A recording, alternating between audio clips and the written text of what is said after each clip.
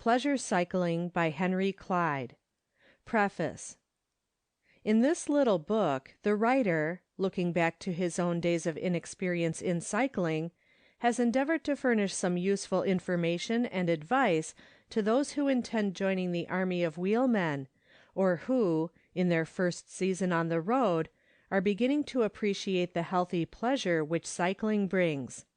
The book being especially intended to aid the amateur rider of the safety bicycle in the intelligent use of his wheel, the writer has kept that purpose closely in view, and has not included matters aside from it, such, for example, as the history of the development of the bicycle, and training for track and road racing. Further, the writer has attempted, perhaps too emphatically as some may think, to commend the merits of bicycling as a means towards innocent enjoyment and healthy living. But if, to persons as yet ignorant of the art and mystery of wheeling, he may seem to speak extravagantly, he is sure that his book will not be the subject of such reproach from those to whom, as to himself, the bicycle has brought a new and durable pleasure into life. The book has been written solely for the instruction and benefit of cyclers in pursuit of health and pleasure, and, whatever criticism the opinions expressed in it may meet, they have at least the merits of honesty and independence. The writer's acknowledgments are due to the Pope Manufacturing Company of Hartford, Connecticut, for permission to reproduce the illustrations contained in the book, and to friends for advice and suggestions generously given while it was in preparation. H.C. March, 1895. The Wheelman.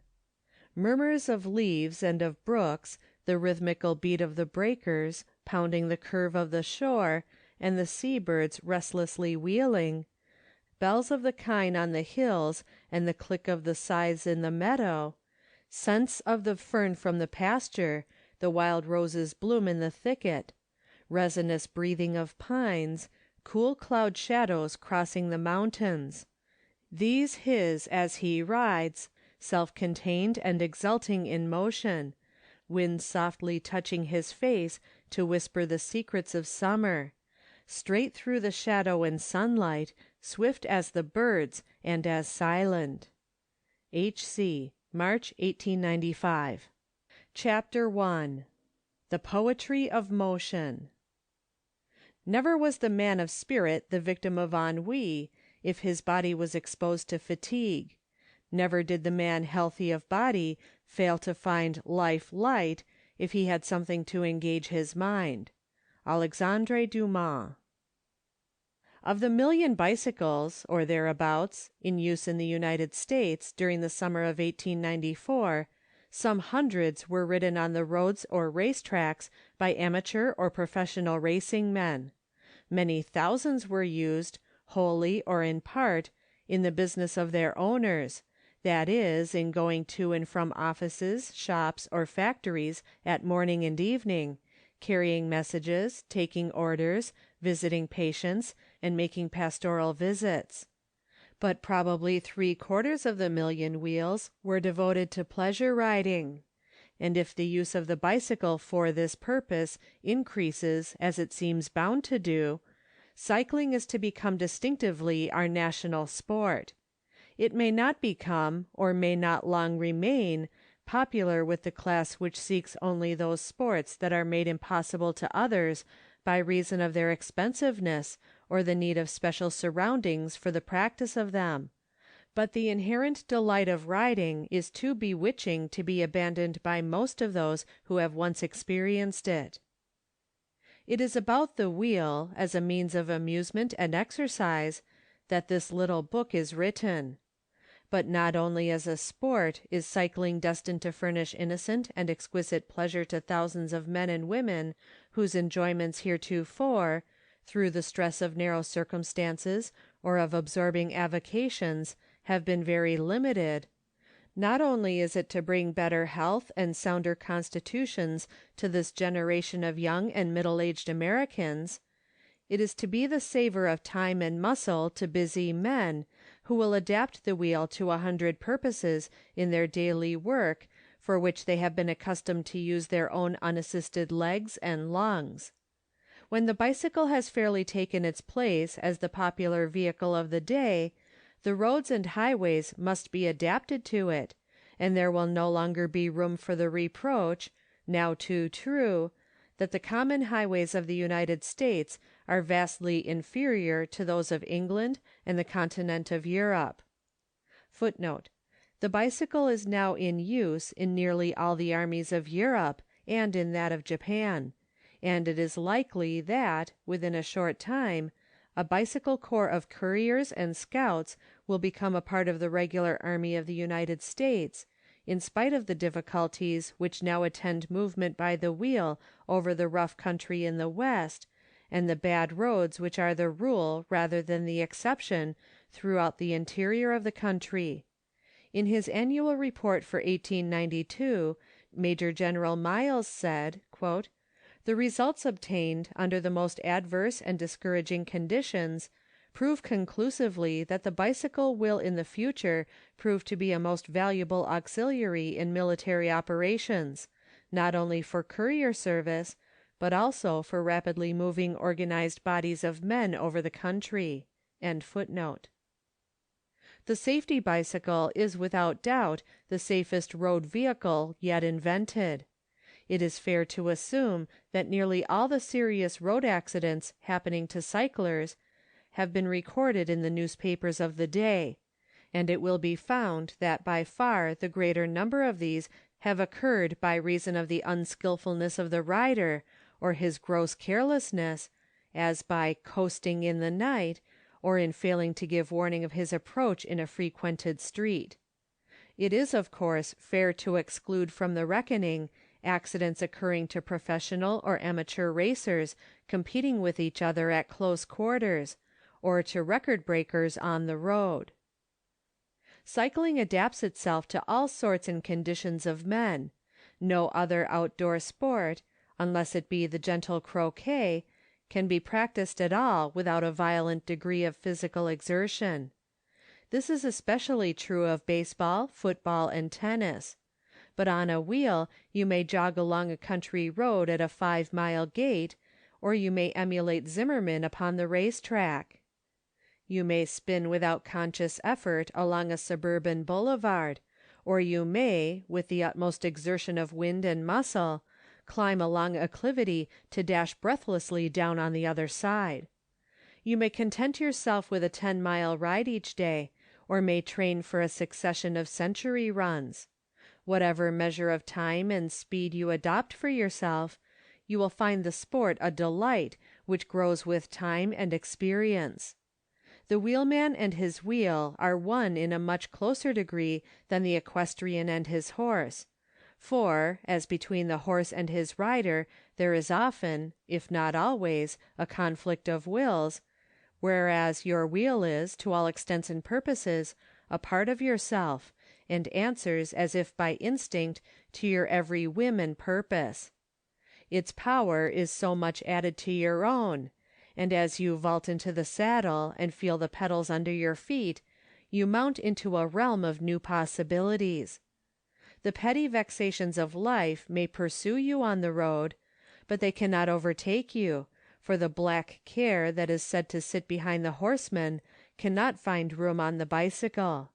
Dullness, lassitude, headache fly away on the breeze which your own motion creates.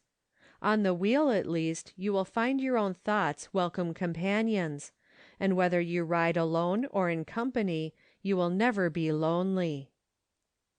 You will find in this sport not only pleasure but health. Every man possessed of 2 legs and a sound heart may take to the wheel with the assurance that his legs will grow stronger, his wind and digestion better, and his nerves less importunate. The tonic effect of the sport upon all the functions of the body is simply amazing. If a jaded business or professional man, overwrought and weary with his year's work and looking forward with apprehension to his work to come, will devote at the beginning of the season 2 hours each day to the wheel, he will find in August that his accustomed outing at seaside or mountains is no longer a necessity, and if he takes it, it will be with his wheel as a companion. Among the many benefits which cycling is to confer on us Americans, not the least is this, that it will confute the absurd notion that athletic and manly sports are exclusively for very young men, a notion which has never obtained in England, where men of 70 shoot all day over rough land, or ride to hounds, or like Gladstone, are wood choppers or indefatigable pedestrians. "To say that a man is too old to ride is to state an absurdity. Wheeling is easier than walking, and when a man is too old to walk he is ready to die, and he is never ready to do that." Scarcely less notable than its physical benefits is the influence for moral good which cycling brings to every community where it is practiced. The sport fosters wholesome thoughts and sane habits of living, and the purely healthy excitement which it brings in such large measure makes unattractive that gross, artificial excitement which is the chief attraction to the use of stimulants. Says a prominent clergyman, Rev. Dr. Heichman, in one of our cities, "Many a saloon, with its baneful adjuncts of betting and gambling, has been forced to loosen its hold upon young manhood since the advent of the wheel, and street corners, once foul and disgusting spots, have become clean and wholesome, just because a clean and wholesome exercise has been provided for many who idly drifted into the company of the profane and the degraded." Except rainy days, all times are good times to be the wheelman. Dusty roads will never stop him, and a degree of heat which would overpower him walking produces but the slightest discomfort as he spins along in the breeze that he creates for himself. And that is a very muddy road through which the experienced wheelman cannot pick his way. Even sandy roads, which are an abomination in very dry weather, afford the best of riding after a smart rain. In early summer you may rise with the lark, or rather with the robin, and ride through the cool sweetness of the early morning along country roads, where the wild roses and buttercups are freshened by the dew, and the scent of newly mown hay fills the air. 20 miles you make, out and home, before the work of the day has fairly begun for lazy people who know not the pleasures of the road and the wheel. Or you may ride in the August twilights, when the sunset glows crimson in the west, or the great thunder clouds warn you to hasten home, along roads where the air is heavy with the scents of the latter wildflowers, and the whippoorwills are beginning to sing and the frogs to croak in the marshes. In the cooler air of September you will ride longer and farther under the rolling fair weather clouds, through miles of goldenrod and asters, or along high bluffs or sandy beaches in sight of the soft sounding sea. But best of all perhaps are the October days. The wayside woods blaze with color, the maples are scarlet and the beeches gold. The sumac glows red by the roadside, and the russet of the oaks warms into a royal crimson under the bright sun. The pines fill the air with a stimulating fragrance, the wind just breathes through them as you run softly through a wood road over the brown needles which they have been patiently dropping for you through many tree generations. The tinkle of a cow bell in a neighboring pasture only accents the silence. You will not be lonely, although your only companion may be a red squirrel which essays to race with you along the stone wall, or an occasional rabbit sitting on his haunches in the undergrowth to see you pass. On a clear November morning, when a white frost has ushered in an Indian summer day, and the roads are beaten hard by the heavy autumn rains, you may start for a 50-mile run, knowing that your wheel will be all alive under you, and that fatigue will fly away on the cool breeze. The dead leaves rustle under your wheels. The late apple gatherers are at work in the roadside orchards. The blue smoke from burning leaves and rubbish rises here and there in the stripped cornfields. The distant woods are shadowed in soft grays and purples. In the early afternoon you stop at a country tavern that keeps a good fire and a hot dinner ready for travelers. Then a rest and a smoke, if you will smoke, and home again in the cool early twilight. There, after you have changed and eaten, you may lie back in your easy chair, conscious of a day well spent as you bask in the light of the autumn wood fire, with just that delicious sense of fatigue that makes a luxury of repose, relating your day's adventures, if haply you find sympathetic ears to listen, or dreaming at intervals over the pages of some book of adventure, like Stevenson or Dumas, that fits into your mood. The morrow may bring its duties and cares, its bargains or its briefs or its sermon. But for the night you are care-free, and you will permit nothing to disturb the serenity of your mind. Perhaps, under the evening lamp, you will fall to planning new excursions to come. Fortunate for you if you do not hear a nor'easter rising in the night, and get up in the morning to find the ground white with the season's first snow. For it is sadly true that in the winter season, generally from the middle of November to the middle of April, if you spend it north of the Potomac, you must, practically, lay up your machine and forego the delights of cycling.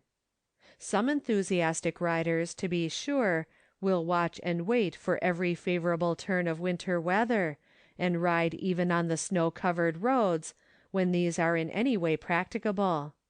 But the winter days, especially in the climate of New England, afford but few opportunities for comfortable riding, and most of us must let our wheels rest while we plan excursions for the faraway spring. If we are fortunately within reach of a riding school or rink, we may enjoy an occasional spin on its hard floor, a poor substitute for the country road, but better than nothing. But if the cycler has to endure a winter of discontent, the spring brings to him a brighter promise than to others. In the dawn of the murky March mornings he hears the cawing of the early crows making their northward journey, and they become for him halcyon birds. Muddy roads do not annoy him, for the worse the ways, the sooner they will become settled. He hears with satisfaction the remark, uttered oftener and oftener, "The bicycles will soon be out," and he resolves to devote his next holiday, not to say the next Sunday, to cleaning and setting up his machine. Soon he sees complacent boys trundling single wheels along the pavement to or from the repair shop, and then an expressman's wagon crowned with a glittering new bicycle going out of town. At length comes the morning when he beholds the avenues leading to the city all dotted over with moving wheels, and he contemns business and engagements, and makes haste for home and the road. That first ride of the season on a mild spring day is an event to be marked with a red letter in the cycler's calendar. Wheeling levels all degrees, and disproves the adage that crabbed age and youth cannot live together. Like other healthy and manly sports, this brings to the surface the boyishness latent in every man who is worth his salt. The wheelman is your modern Don Quixote, who finds his way beset with small, marvelous adventures. His fellow wheelmen, set upon the road, are for him good comrades, or objects of mild, benevolent curiosity. One has a tire mysteriously deflated, and is in vain endeavoring to find the leak under the lee of the stone wall. How ready are you to proffer him your advice and best assistance! A flock of hens, with a perversity peculiar to their breed and sex, scuttle under the wheel of that clean-cut young stranger in the crimson jersey, and one is nearly decapitated.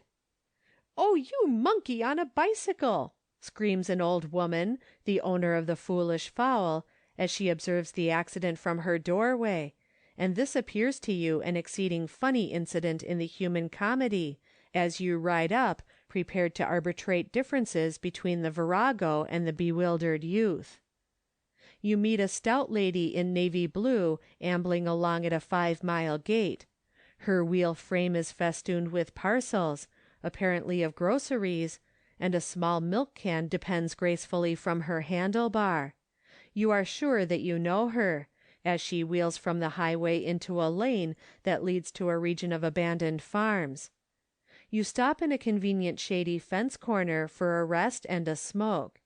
Soon comes another on a wheel, numbered in the same series as your own, and you fall to discussing with its rider important questions of make and merit of machines, or the respective advantages of single and double tubes for tires, or the best means of inflicting punishment on the pestilent curs who, on the country roads, bark and snap about your pedals. All the loquacity that is in you becomes actively developed, and you chat unreservedly with the farmer hoeing his corn, or the keeper of the country grocery where you stop and buy a bad cigar. You feel a certain benevolent superiority to the pedestrians whom you meet upon the road, and as for horses, you regard them as but poor creatures, knowing, as you do, that on your machine you may make your 50 or 60 miles a day for an indefinite period, a thing utterly impossible to a horse, and that your steed of steel will never tire or stumble or kick or balk or run away. After all, it is vain to attempt to explain to the uninitiated the delight which the gratification of what has aptly been called the bicycle passion brings to its votaries. It is a delight that grows with time and practice, and never wearies. To the healthy mind and body it brings a fresh sense of power and the never-failing joy of motion. To the lover of natural beauty, a closer fellowship with the trees and the flowers and the glory of the hills and sea. Perhaps it has not been more exquisitely expressed than in these verses of Eben E. Roxford. It's a joy to be up in the morning when the dew is still on the clover, when the air is full of sweetness that seems like a draught divine, to mount one's wheel and go flying away, away like a rover, in the wide, bright world of beauty, and all the world is mine. I sing in my carefree gladness, I am kin to the wind that's blowing, I am thrilled with the bliss of motion like a bird that skims the down. I feel the blood of a gypsy in my pulses coming, going. Give me my wheel for a comrade, and the king may keep his crown. Chapter 2. Choosing a Bicycle. You may talk about your ships of state and how they plow the main. You may talk about your big balloons and eke your railroad train. You may jolly up your trotting horse and speed him till he reel. But when you're after health and fun, there's nothing like the wheel. John Henderson Garnsey. It is not the purpose of this book to give a detailed history of the development of the safety bicycle of 1895 from the Celeripede and Dracaena of 1816 and the machines called hobby horses, in all of which the rider sat on a perch between the two wheels and propelled the machine by thrusting with his feet against the ground, through the Lallement velocipede of 1866, to which it is believed the pedal motion was first applied, and in which the essential elements of the modern safety first appear. Nor is it worth the while to devote space to the high wheels, or ordinaries, so common 10 years ago, but which have now nearly disappeared from the roads. An exhaustive and accurate History of the Bicycle may be found in Luther H. Porter's Wheels and Wheeling, and to that book the reader who may be interested in the subject is referred. Neither is it possible to attempt here a description in detail of the different bicycles now on sale in the English and American markets. The illustrated catalogues and circulars issued by their respective manufacturers sufficiently and fairly describe the details and peculiarities of the different wheels, so that an intending purchaser, studying and comparing the catalogues, can get a very good idea of the characteristics of the best known bicycles. The principal parts common to most models of the safety bicycle are: the frame, built from steel tubing and answering to the body of an ordinary wheeled vehicle. Frames are built of different heights to suit the reach of different riders. At the base of the frame, the sprocket bracket, or crank bracket, carrying a shaft or axle which answers to the main shaft in any system of machinery, and on which is fixed a sprocket, or toothed wheel, and the pedal cranks and pedals. The wheels, generally 28 inches in diameter, the rear being the driving and the front the steering wheel. The head, consisting of the handlebar and the vertically set tube which carries it. This vertical tube slides into and is clamped to a tube which passes through the forward tube of the frame, called the steering post, and makes the top of the fork, which, being turned with the movement of the head, takes the steering wheel with it. The chain, which transmits the power from the sprocket to the rear sprocket, a smaller toothed wheel set on the rear axle of the machine. The saddle post, or the tube of the frame into which slides the saddle rod, or tube, carrying the saddle, which is adjustable to any convenient height. The pneumatic tires. The valves, passing through the wheel felloes by the application of an air pump to which the tires are inflated. The step, usually a tubular prolongation of the left-hand rear axle nut.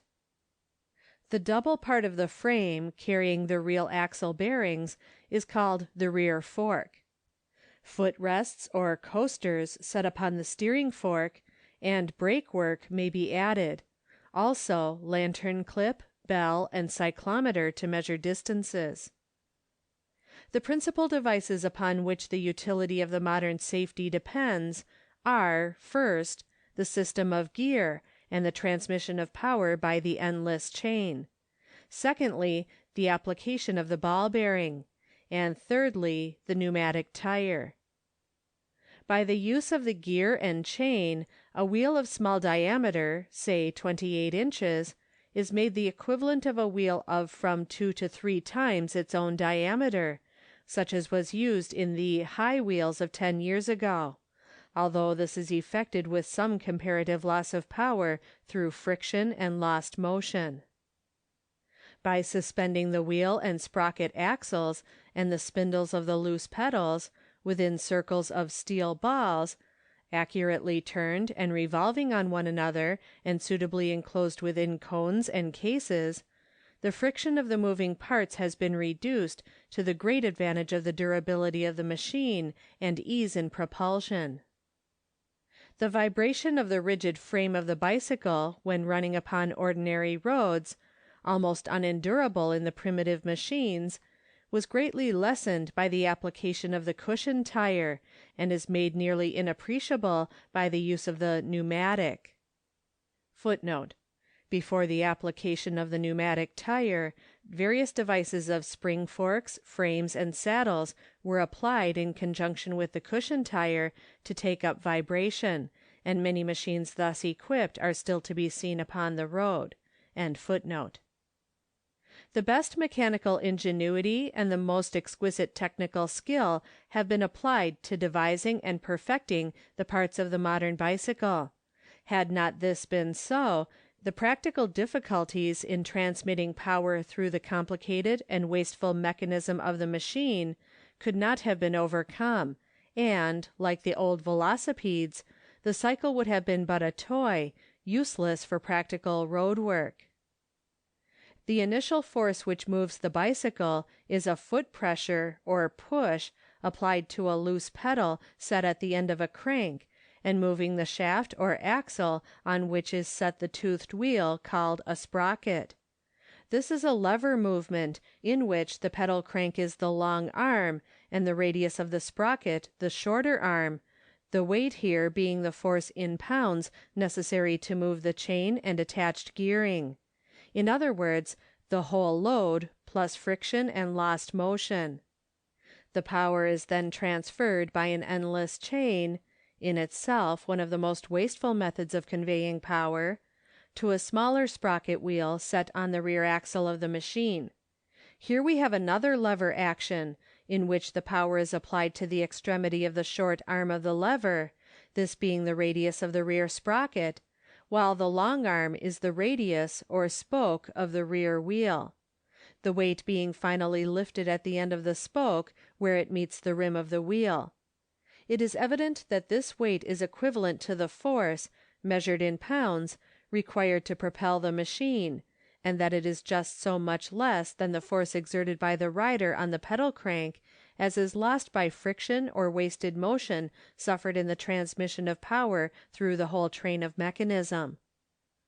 The great strain borne by the long arm in the second lever system has been lessened by the tangential arrangement of the spokes, which is not the least useful of the various devices which have been applied to the bicycle manufacture. By the application of the ball bearings, at the tops respectively of the steering post and fork, the actual work of steering the bicycle has been reduced to a minimum, and the durability of the working parts insured. The frames of the best modern bicycles are built of steel or nickel steel tubing. The frame joints, axles, sprocket brackets, and balls for the bearings, with their cones and cases, are made from steel forgings, turned down to shape. For the joints, however, some manufacturers have adopted the lap method of joining, in which the ends of the tubes are lapped and reinforced, and the joint then brazed. The problem of more equally dividing the load between the front and rear wheel bearings of the machine has not yet been solved, for reasons which the reader will understand if he studies carefully the arrangement of parts, the architectural plan, if it may be so called, of his bicycle. Even if it were possible to distribute the load equally between the two wheels, it is a question whether this would result in any practical advantage, since it is evident that, as the burden thrown on the forward or steering wheel is increased, the friction at the steering head becomes greater and the machine less sensitive to steering. Great ingenuity has been applied to the perfecting of the bicycle chain. The self-oiling or block chain is now used in the best machines, each block containing a felt pad, which, being properly filled with oil, will keep the chain sufficiently lubricated for a run of several hundred miles. The accomplished wheelman must be a bit of a machinist as well. He will learn all he can from books, catalogues, and circulars, from bicycle agents and manufacturers and fellow cyclers, but most and best from carefully studying his own machine, and from trying to keep it always in perfect working order. The writer, like most wheelmen, may have an opinion as to which is the best bicycle in the market, but, for obvious reasons, he does not intend to obtrude his opinion here. Get that machine which you are convinced, upon careful inquiry, is the best of the high grade wheels, and do not, if you can help it, let the matter of price influence your choice. Money is better invested in a good wheel in the first place than in repairs or surgeon's bills afterwards. Many of what in the trade are called second-class wheels do good work, but the test of these has apparently to be made upon the road at the risk of the rider, not in the manufactory. Thus, of two bicycles of a certain manufacture, one has done excellent service for 2 seasons, and appears still to be in fair condition. The other went to pieces running down a moderate declivity a week after it had been put on the road. Another machine, of a widely advertised make, running at an 8-mile rate on a smooth road, after a month's satisfactory service broke suddenly at the head, throwing and severely injuring its rider. Moreover, as between the high grade and second class wheels, there is generally in favor of the former a distinct advantage in greater ease of propulsion and more sensitive steering. A bicycle of the best manufacture, properly cared for, is not likely to get out of order, unless as the result of accident or of long use. Nothing, unless it be a lame horse, or a watch that refuses to run, is more vexatious to its owner than a wheel that is half the time unfit for road use by reason of some constitutional infirmity. The notion that the life of a bicycle is ordinarily but one season is altogether wrong. A first-class wheel, well taken care of, should be good for half a dozen seasons' work at least, with slight expense for repairs or renewal of parts. Excellent second-hand machines are often to be had, which practically will do as good service as new ones, especially wheels which their former owners have discarded after a season's use for the latest pattern. But, unless you are able to trust your own judgment as a mechanic in the choice of a bicycle, do not buy a second-hand wheel, except of the manufacturer of the machine, whose interest it is not to send out a bicycle which has not been carefully overlooked, its worn bearings replaced, and the machine properly set up and adjusted. Weight of wheel. For road riding, the machine should be adapted to the weight of the rider. If your weight is from 140 to 175 pounds, you may be absolutely sure that a wheel weighing about 30 pounds will do good and permanent service. A lighter wheel may be trusted on asphalt roads or race tracks. This rule assumes that you ride a wheel with steel rims. If you use the wood rim, or an all-wood wheel, you of course get rid of more weight. The safety bicycle, in the first years of its use, weighed from 70 to 80 pounds, which weight by the application of ingenious devices and improved methods of manufacture was gradually reduced, until in the season of 1893 we find the standard road wheels weighing from 30 to 40 pounds. The notion has grown that, comparing wheel with wheel, the lighter is absolutely the better, and it is obvious that, other things being equal, the lighter wheel can be propelled with less expenditure of force than the heavier one. The adoption of the wood rim and the paring down of the parts of the machine have at length produced the road wheel of 1895, which weighs from 20 to 22 pounds.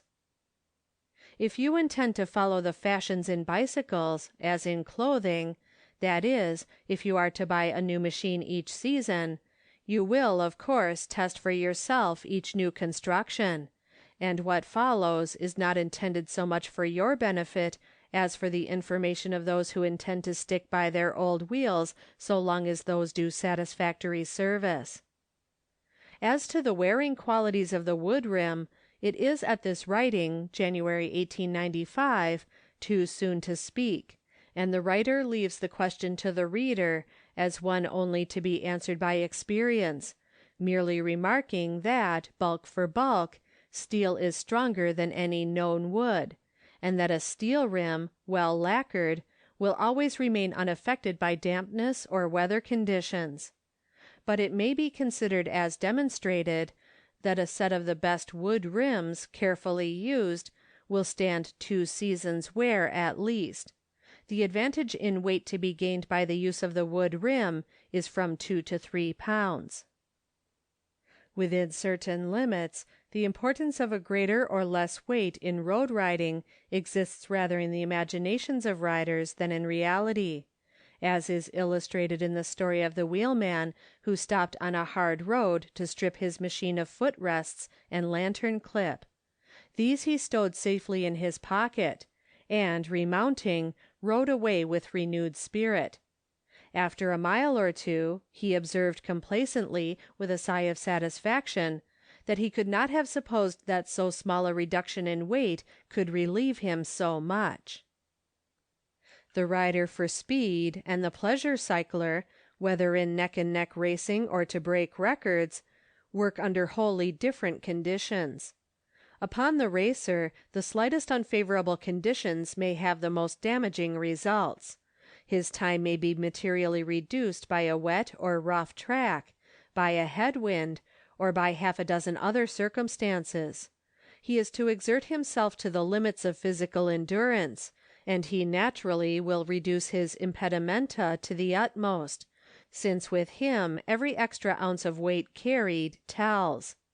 All superfluous clothing he will cast aside, and he may even shave his head. He will, of course, choose the lightest wheel that can stand the strain of his work with a probability of not breaking down, and the number of wheels that do break down under the strain of track or road racing shows that sometimes he risks too much. The rider for pleasure seeks first in the sport safety, and then comfort. Unless upon some very long hills, he will not feel the difference between a 25 and a 20-pound wheel. He has to propel the weight of his own body plus the weight of his machine, say generally about 175 pounds, and he will find that a few pounds more or less will not appreciably increase or diminish the work he has to do. The truth of this assertion may be tested by taking a 20-mile run, first without any load, and then with a handicap of 5 pounds.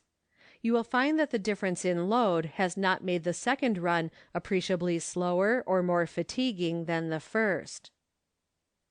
It is obvious that the rider never really carries the weight of the bicycle and its load, since the greater part of the weight is supported on the ground, and the force exerted by the rider is only that necessary to propel it.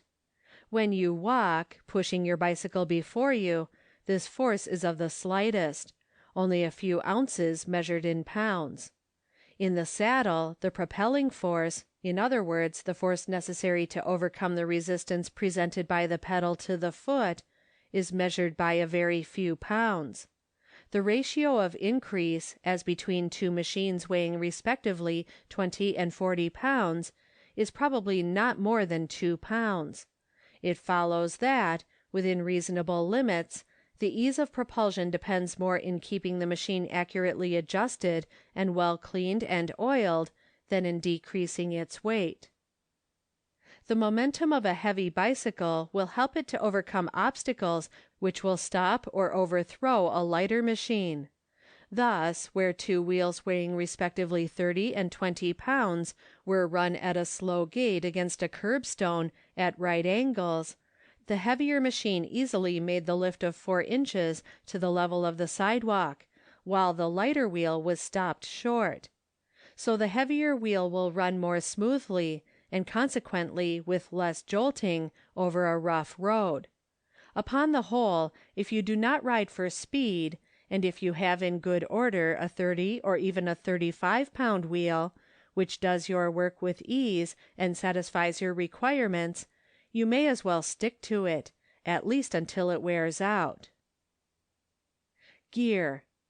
By the gear of a bicycle is understood that application of chain and sprockets by which the speed of the rear or driving wheel is increased so as to make it the equivalent of a wheel of larger diameter. Thus, to say that a wheel has a 60 gear is to say that the rear wheel is the equivalent of a wheel of 60 inches in diameter, run without gear. That is, each revolution of the sprocket sends the bicycle a distance equal to the circumference of a 60-inch wheel. The gear of a bicycle may be determined as follows. Divide the number of teeth in the forward sprocket by the number in the rear sprocket. Footnote. This is, of course, equivalent to dividing the circumference of the larger by the circumference of the smaller wheel. End footnote. And multiply the quotient by the diameter in inches of the rear wheel.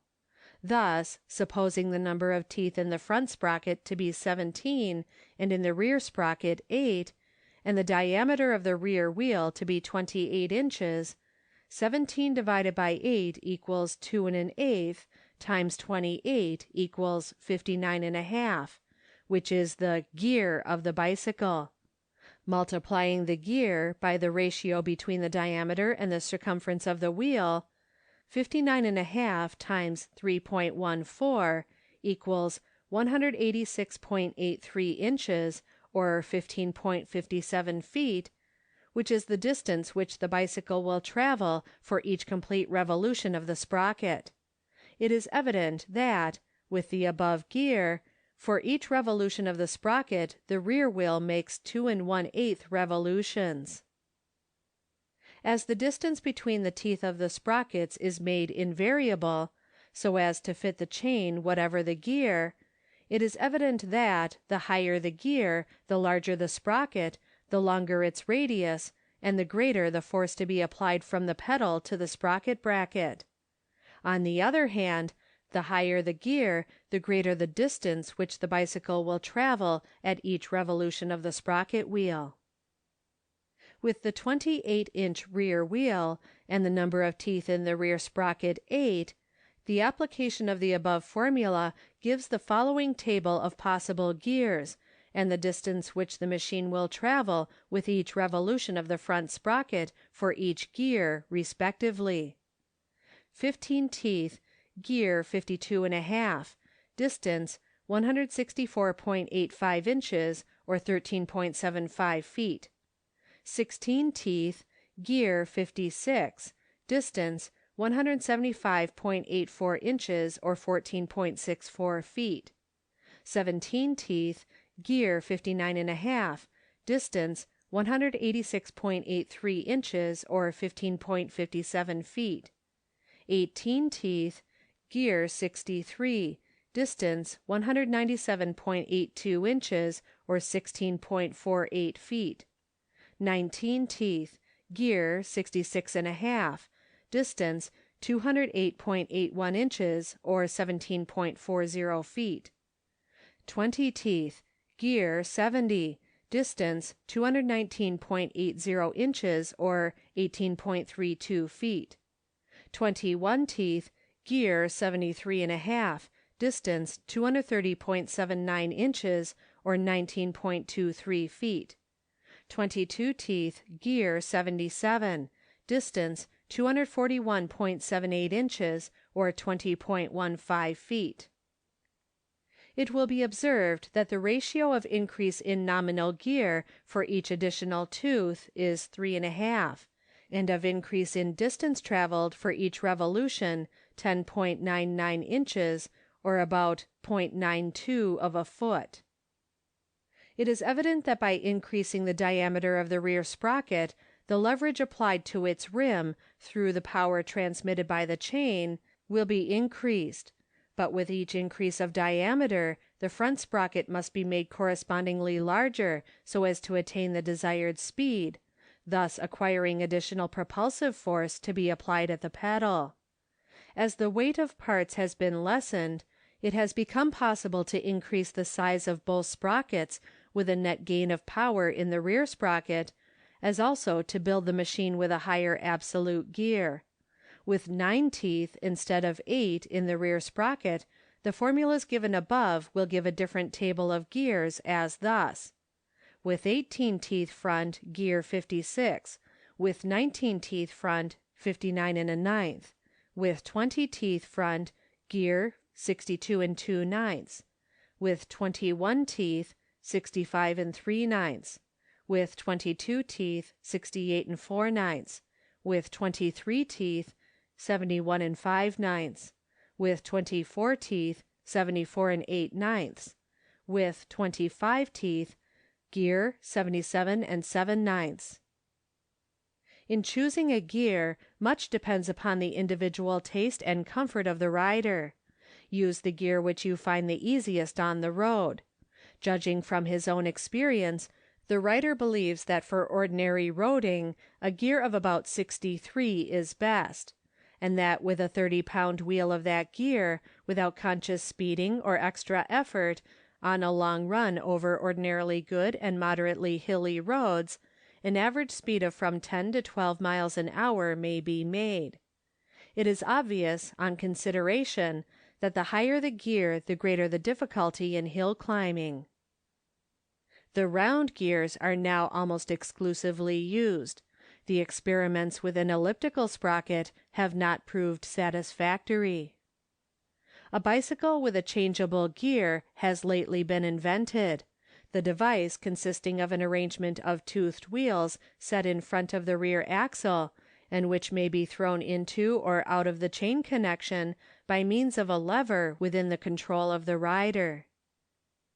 Ladies' wheels are not ordinarily geared above 59, and the throw, or length of pedal crank, in these is generally not more than 6 inches. The longer the throw, the greater the leverage to be obtained at each pedal stroke, and the higher the lift of the foot. Some wheels are fitted with slotted cranks, so as to be adjusted for a longer or shorter throw. Tires. As to the merits respectively of the double and single tube tires, each rider must form his own conclusions. For his own use, the writer prefers a single tube tire of the best make, believing that it is the easiest to repair when repairs are needed, and that it needs repair or adjustment less frequently than the double tire. It cannot creep on the wheel if properly cemented, and it is almost impossible for it to leak about the valve nipple and tube being made in one piece. On a bicycle having the single tube tire, which was run nearly 2,000 miles during the season of 1894, there was not once occasion to deflate a tire, and but some half dozen times to pump up the air tension, this operation in each case not consuming 5 minutes. Observation among friends using the same or similar makes of machines fitted with double tubes led to the conclusion that they experienced much more trouble than this, especially from creeping tires, or leaks about the valves. The writer has never met a wheelman using the single tire who would willingly abandon it, while he has listened to many bitter complaints from the owners of double tubes. Footnote: It is a noteworthy fact that, in the prospectus for 1895 of a leading company manufacturing high-grade wheels, and which supplies either single or double tube tires to suit customers, it is stated that during the first part of the season of 1894 the demand for single tubes was in the proportion of 40% of the whole number of orders received by the company, but that during the latter part of the season this proportion was increased to 90%. It is to be observed that there is a great difference in the wearing qualities of different tires, some in the market being of material or workmanship so bad that they will not easily resist tearing and puncture. Brakes. The spoon brake, or indeed any brake which is applied directly to the circumference of the pneumatic tire, is destructive to the tire, and should be used only in emergencies. Many such brakes, if not all, are uncertain in their operation, and so not trustworthy. Many wheelmen prefer to ride without a brake, checking speed by the friction of the foot against the tire, in coasting, and at other times trusting entirely to back pedaling to stop or check speed. The band brake, first used during the season of 1893, is a leather-lined steel strap applied to a drum set on the rear axle of the bicycle, and connected with the brake handle set on the handlebar by a train of wires and springs. It is invariable in its operation, and cannot injure the tire. It will stop the wheel shortly on level ground, or on a moderate declivity. Like the spoon brake, it will slip on a fast run down a steep road, but it may always be relied on to check speed on any grade, and, with the help of back pedaling, to stop the wheel in a few moments. With a little care in handling the machine, so as to avoid bending or otherwise injuring the brake connections, it is practically impossible for it to get out of order, and it has been found to do as good work at the end as at the beginning of the season, and this on a machine in constant use. Upon the whole, this brake is worth the extra weight which it adds to the machine, which is hardly to be said of any other bicycle brake yet invented. Racers are run without brakes, and it is understood that these will not appear in most of the models of road wheels for the season of 1895. Saddle. Use the lightest saddle in which you can ride comfortably, this being a matter which will be determined only by experience on the road. Some riders can endure sitting the lightest scorcher saddle for a whole day without the least discomfort, others will find it intolerable even for a short run. If you find that you must use a heavy saddle, choose one of good length, set on front and back springs like the old standard Columbia No. 10, than which no easier saddle has ever been made, or if you are a very heavy weight, a Garford, or one substantially like it.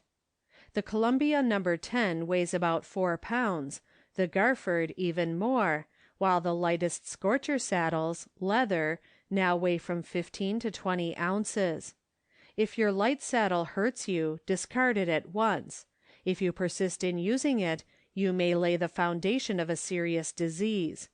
It is a good plan to have by you a light and a heavy saddle, either of which you may use on occasion. Saddles have been invented to be made of woven wire and perhaps of other materials, including a pneumatic saddle of rubber, which the rider may use if he wishes to run the risk of its exploding under him. But at present no material seems to be so satisfactory to most riders as good leather. Handlebar and handles. As you will not ride with a stoop, you will not use the dropped handlebar. Some bicycles are fitted with an adjustable handlebar, which may be adjusted to the upright position or dropped to suit the wishes of the rider. Use cork handles. These are easier and better than any others, and if they are broken are easily replaced.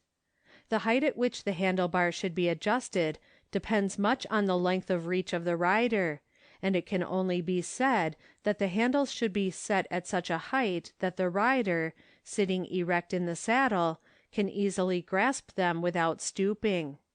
Generally it may be said that, with the upright handlebar, the tip of the handle, on the head of the machine being turned, should pass about 1½ inches below the forward tip, or pommel of the saddle, if this last is rightly adjusted.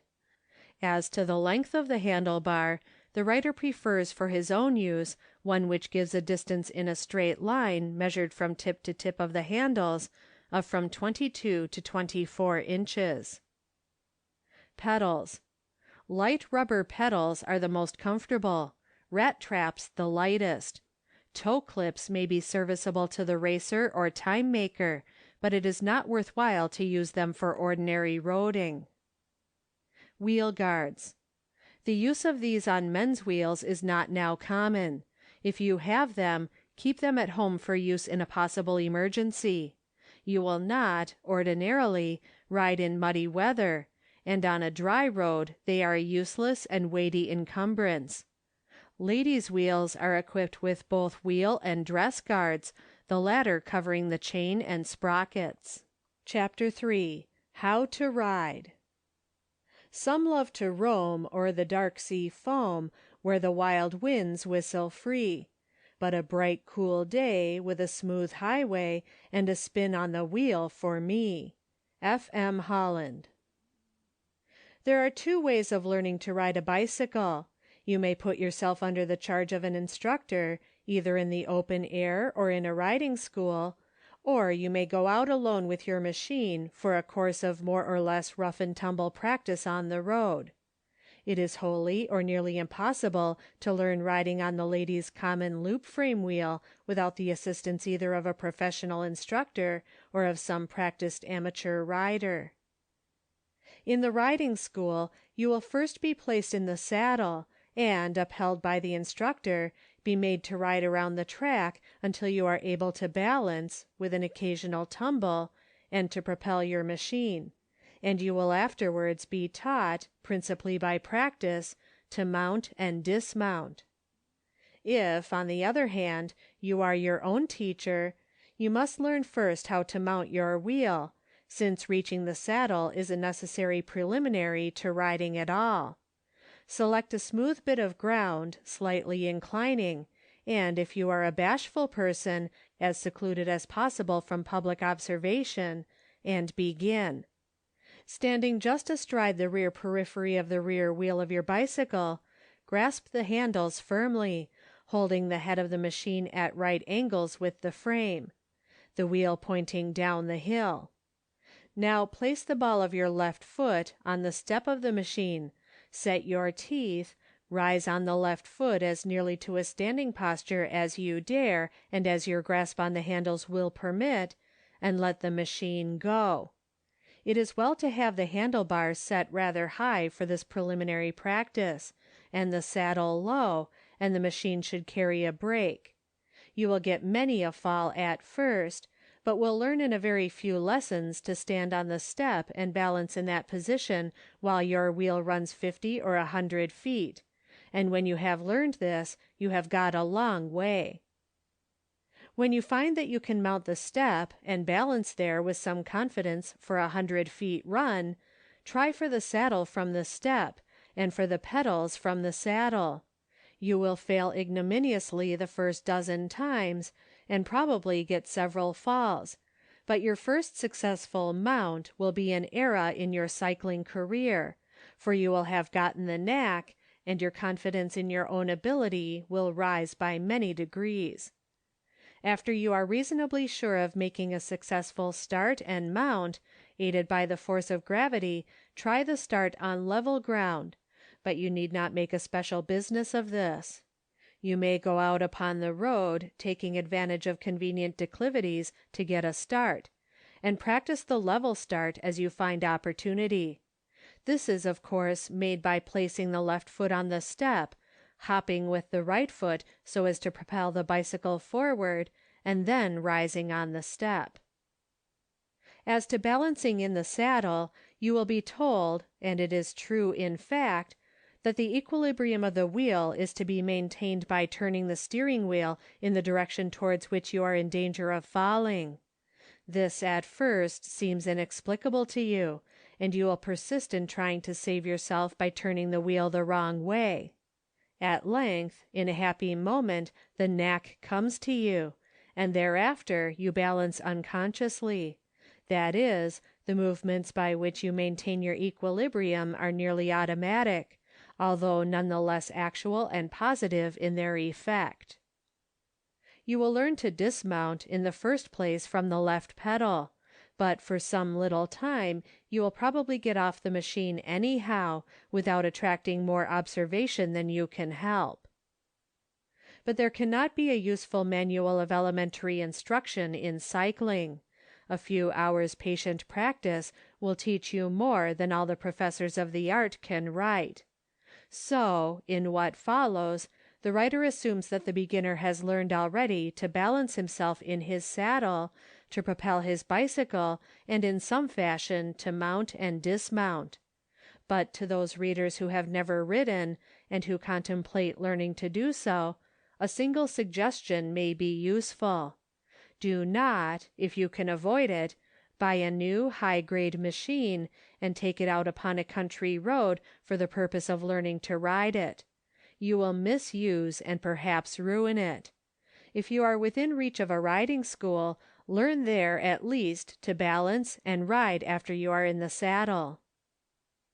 Do not be surprised if, on your first outdoor run, you get badly fatigued a mile out, and return home in a bath of perspiration, to get up the next morning with a pair of lame or stiff legs.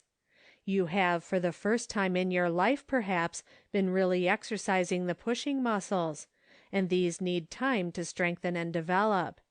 Ride at first on smooth and level roads, then take some easy ascent. Make a good start for it, and dismount as soon as you find that you cannot keep the wheel from wobbling. Turn the machine, run down the hill, stop for a good breath, and try again. You will run farther the second time than the first, and, if you are not tired out, farther the third time than the second.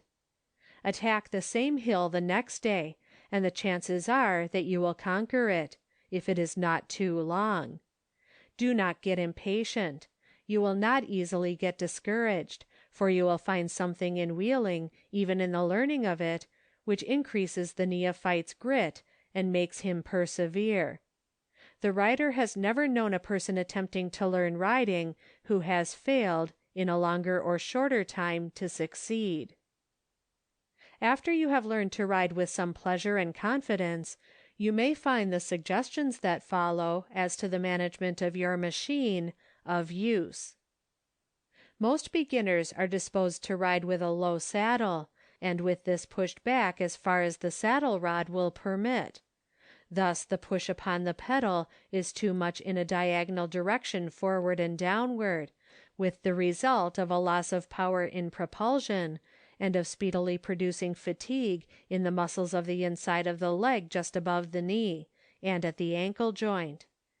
It is obvious that the most powerful and easiest push is to be obtained by a motion of the leg and foot nearly vertical, and with the foot kept bent downward from the ankle, as in the swimming stroke, rather than at an upward bend, or horizontal with the ankle bone. The rider using the faulty tread described is like a swimmer who should keep his body bent at the hips at an angle of several degrees, and abridge each of his strokes by an inch or two. The saddle should be raised so high that, at the full stroke of the leg, with the foot bent downward as described, the forward part of the foot will just rest easily and firmly on the pedal. As a rough rule, it may be said that the saddle should be so adjusted that the point of the cantle will be in a horizontal line with the top of the rider's hip bone, as he stands beside it.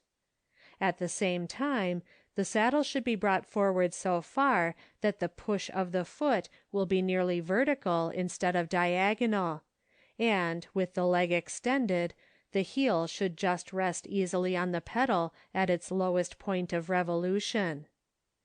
In those saddles which are set on a tilting bracket, some small advantage may be gained by tilting the saddle forward, but too much tilt will render the seat uncomfortable.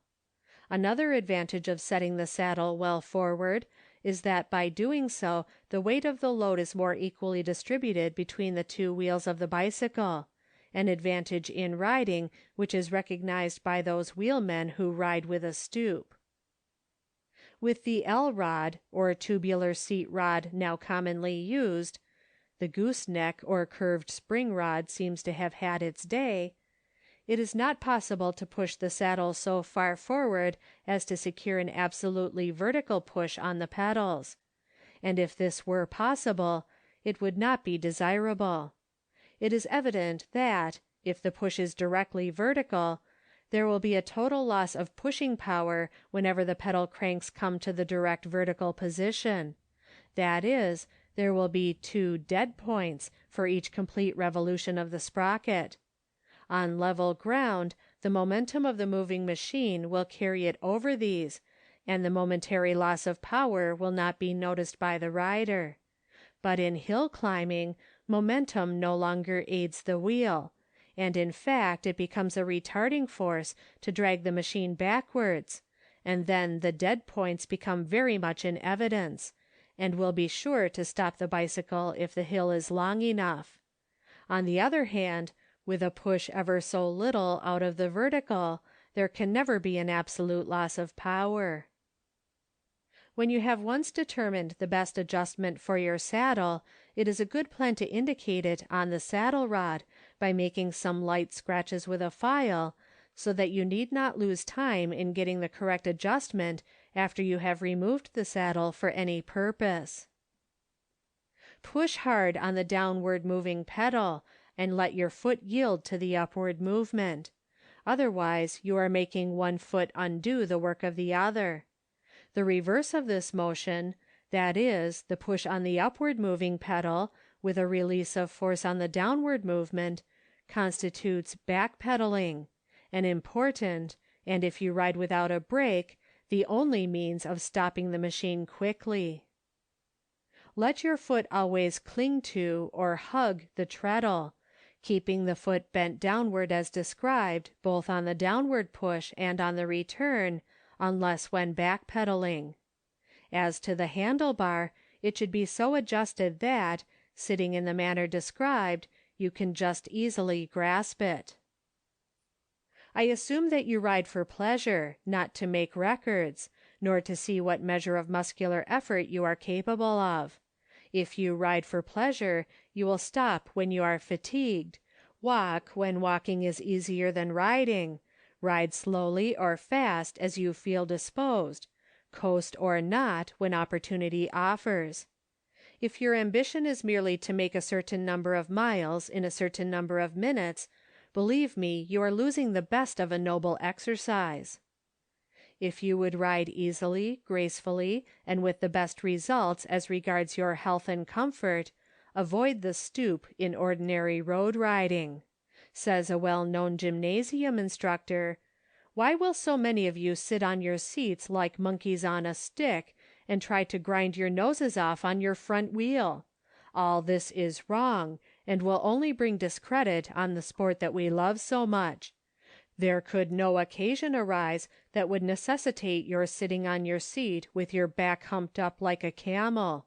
If the wind is blowing strong and you must ride faster for a time, you should bend your body forward at the waist, and carry your head well forward and down, yet keep your back straight and chest out. In this way you will not cut such a ridiculous figure, and deep breathing will not be interfered with." It is pleasant to know that the stoop fad, which apparently reached its height in the season of 1893, seems to be rapidly dying out. Keep an erect position, like that which a graceful equestrian maintains in his saddle.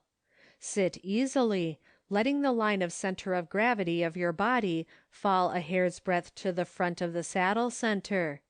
Grasp the handles very lightly. You will soon learn that a slight pressure of the hands, just at the base of the fingers, on the handles of the machine is sufficient. After you have ridden for a month or two, and so have acquired some confidence, learn to steer with either hand, leaving the other at liberty. On nothing so much does the pleasure of riding depend as your keeping all the muscles of your body relaxed, except, of course, the propelling muscles of the legs. You will understand this if, when riding with a rigid grasp of the handlebar, with your teeth firmly set and your back stiffened, you happen to remember that you are riding wrongly, and let your muscles relax. The relief will be instantaneous and marvelous. Learn to keep the handlebar steady. Thus you will describe a straight track, and not a zigzag. If you watch the tracks made by other machines on the road, you will observe that many of them run a more or less crooked course. That is, the riders of them are unable to steer straight. The knack of straight steering is wholly in the proper management of the hands and arms. If you will let your hands rest half open on the handles, never grasping these hard, and so permit the whole weight of the arms to depend from the wrists, you will avoid all involuntary motions of the shoulders or elbow joints, and it is these involuntary movements that produce wild steering.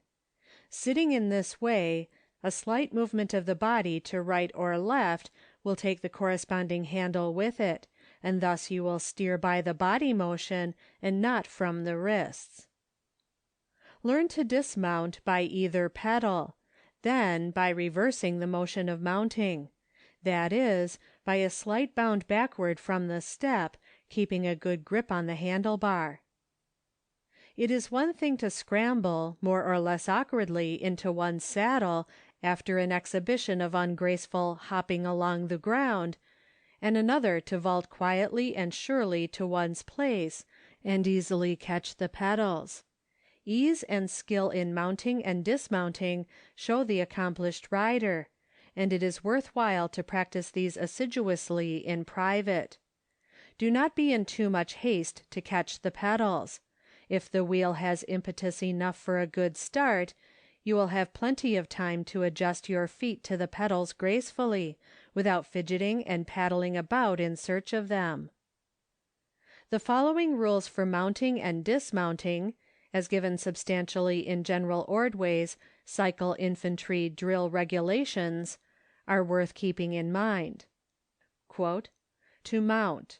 Grasp the left steering handle with the left hand. Raise the rear wheel slightly from the ground with the right hand. Adjust the pedals to a horizontal position with the left foot. Lower the rear wheel, and, grasping both handles, step to the rear of the bicycle. Place the right foot on the ground and the left foot on the step. Take 3 short steps forward with the right foot, and rise on the left foot. Let the body come gently into the saddle and place the feet on the pedals. Or, having adjusted the pedal cranks, step to the left side of the machine, facing front, and place the left foot on the step, the left leg crossing the right. Push forward on the steering handle, rise on the left foot, pass the right leg with knee bent over the rear wheel. Let the body come gently into the saddle and find the pedals. To dismount, rise from the saddle on the pedals, throwing the weight of the body on the left foot. Pass the right leg, knee bent, over the rear wheel. Descend lightly to the ground, removing the left foot from the pedal. To dismount by the step, carry the left foot to the step, rise from the saddle on the left foot, and seek the ground with the right foot, at the same time checking the machine." For a lady's mount and dismount, the following directions may be studied. Standing at the left of the machine, advance it until the right pedal begins to descend. Then step into the space before the saddle, place the right foot on the right pedal, give a slight push on the ground with the left foot, and rising on the right foot, take the saddle, and without haste find the left pedal. The weight of the body pushes the right pedal down as you rise upon it, and gives the bicycle an impulse, and the left pedal rises to the place for its push. To dismount, slacken speed with the brake or by backpedaling, and when the left pedal reaches its lowest position, rise on it, and, keeping a steady hold on the handles, swing the body out and step off the pedal, or, passing the right foot over the left, take a slight hop to the ground. In any form of dismount from the pedal, be careful to take it at its lowest point, or just as it begins to rise. If you rise on the back downward movement, you will add a sudden impulse to the machine and may have to jump quickly to save yourself. General Ordway thus describes the position of the mounted cycler: "Head erect and square to the front, chin slightly drawn in, shoulders square to the front, back straight with body slightly inclined forward, arms straight but not rigid, legs straight but stretched by their weight alone. Feet parallel to the axis of the bicycle, the ball of the foot resting lightly on the pedal." You will, where the ground permits, wheel to the left for a full turn, but you should learn to wheel either way with confidence. When wheeling for a turn, choose level ground if possible, as the bicycle is more apt to slip when turning on a declivity than in forward riding. On the turn, always push hard, particularly on the inward pedal, and let a strong push accompany each inward shift of the handlebar when making a short turn. If in making a short turn you lose your confidence in your ability to make it, you will probably go down. Some teachers of cycling will tell you that the machine is to be steered only by the manipulation of the forward wheel. Others, that it is to be done by the motion of the body. In a sense, both statements are correct. The first seems obviously true, since without the turn of the forward wheel you cannot deviate from the straight line. But if you will steer, not by a motion from the wrist, but by slightly swaying the body in the saddle, you will find that the wheel answers almost automatically to your movements, the arm and wrist following the movement of the body. And a certain, although unconscious, motion of the body is as necessary to the cycler, in order to keep an easy balance in the saddle, as to the equestrian. You will discover this if you attempt to make a short wheel keeping the body in an absolutely erect position. In good riding, first comes the knack of balancing, then, with more or less practice, confidence, until at length you ride, steer, and wheel almost automatically, and will find it the hardest thing in the world to tell another how to do it.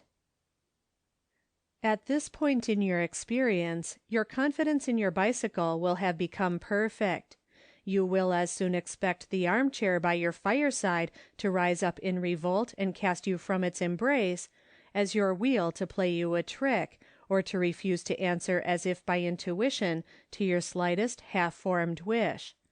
And the bicycle will answer your confidence so long as you keep it going. Here now, says Rev. Charles F. Dole, the parable of the bicycle. The thing goes as long as you keep up the motion. It goes by going. Once stop working, once begin to let it wobble, and ruin faces you. A certain degree of momentum is needful. So everywhere, if you want to succeed, you must keep up your momentum. But there is more in steering than is acquired by the proper management of hands, body, and arms. You will have noticed, as has been said, that, in short wheels, you are aided by pushing strongly on the inner pedal.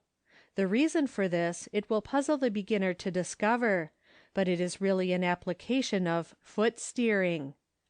If you lash or clamp the steering fork of your bicycle so that it cannot turn, having the wheels in a straight line, mount and start as usual, and then, letting go of the handles, fold your hands and push, you will, if the machine is in the right balance, move on a straight line forward just so long and no longer as you exert an equal pedal pressure with each foot. The stronger push, usually that with the left foot, will drag the machine towards the left, just as an oarsman drags the bow of his boat about with his stronger arm, and you will probably overturn in that direction. But you will have learned that the machine may be guided by the foot movement, and you will unlash your steering head and go out on the road with that notion in mind. Now bend your energies, say during the first 15 minutes of each run, towards acquiring equal pushing power with each foot. If you find the right foot the weaker, practice wheeling to the right, pushing as hard as you can with the weaker foot. From time to time, let go of the handles, on a straight, level course, and await results, trying to push as evenly as possible. After many failures, the time will come when you will move straight on without a flinch, and you will have begun to acquire the art of riding hands off. You will perfect yourself in this by occasional practice on good ground, and at length, by increasing pressure on one pedal or the other, you will deflect the course of your wheel to that side, and this is foot steering. It, of course, can never be as reliable as body steering, and it can be safely practiced only on fairly good ground. But there are emergencies in which it is convenient to have the hands at liberty, and you will not rest until you have mastered all the qualifications which go to make up a good rider. Chapter 3, Part 2.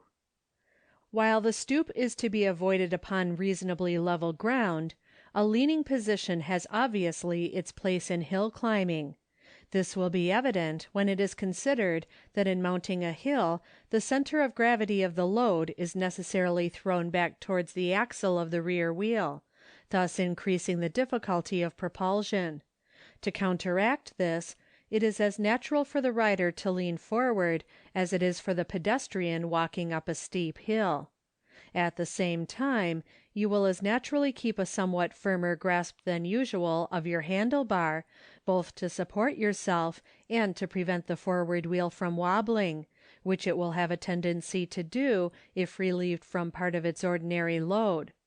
At times you will brace yourself by a strong upward pull on the handle bar.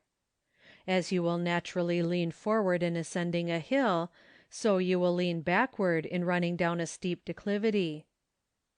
The elements of success in hill climbing are, first, good legs and lungs; secondly, knack; and thirdly, confidence. Each rider must be a law to himself as to the way in which he will attack his hills. Some take a strong spurt at the foot of the hill and depend on it to carry them up. Others work themselves up at a slow pace by sheer strength of leg muscle. You will find that mounting the same hill grows easier and easier the oftener it is done, and that a new hill will often get the better of you, although in fact you have again and again ridden easily up harder hills. You will, of course, gain something by zigzagging a very steep ascent. The actual muscular effort necessary to ascend an acclivity on a bicycle is generally not greater than that required in walking up the same hill, and the expenditure of breath is less.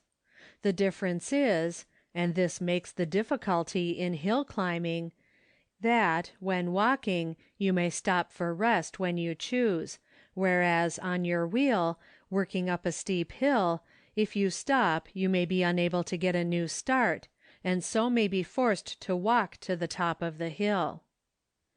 If a hill distresses you, do not be ashamed to dismount and walk. You are riding for pleasure, not to make a record.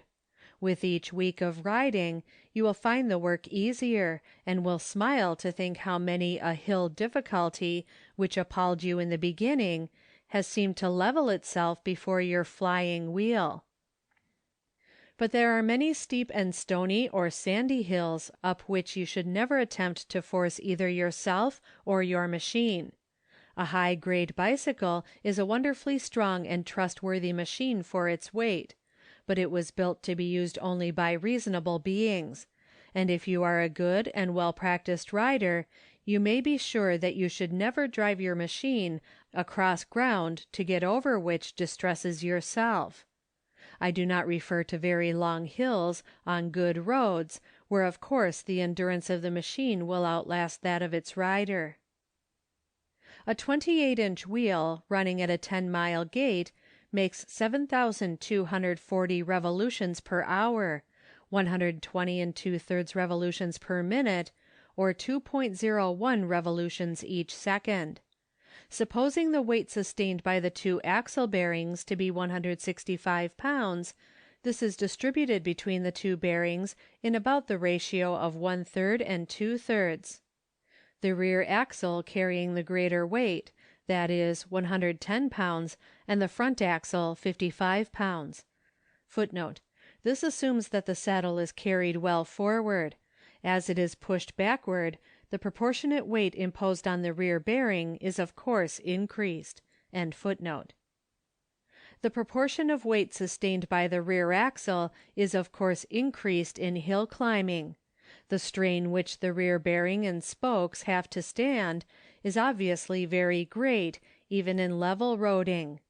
Not only do the bearings carry weight in the proportion stated, but the motive power is applied to the machine, not by a front traction, as in a vehicle drawn by a horse, but directly to the axle of the wheel, so that each spoke becomes the long arm of a lever, of which the radius of the rear sprocket is the short arm, at the end of which the power is applied to raise the weight, that is, the load made up of the machine and its rider. It is to throw the strain of the lift as much as possible into a straight pull lengthwise through the spoke, that the admirable tangential arrangement of the spokes has been devised and applied to all the high-grade machines. On a level road the momentum of the moving machine helps the wheel, but on an acclivity the wheel has both to carry its load and to overcome the force of gravity which drags it backward. It is no wonder that spokes in sound wheels have been known to snap like twigs at the felloes under the weight of a heavy rider driving his machine up a hard hill, and that such accidents are not more common, shows the perfection to which the bicycle manufacture has attained. You will be told at the riding schools to look always straight ahead in riding, and never at the road in front of your wheel. This advice is sound, theoretically, but it is not always possible to follow it on ordinary country roads.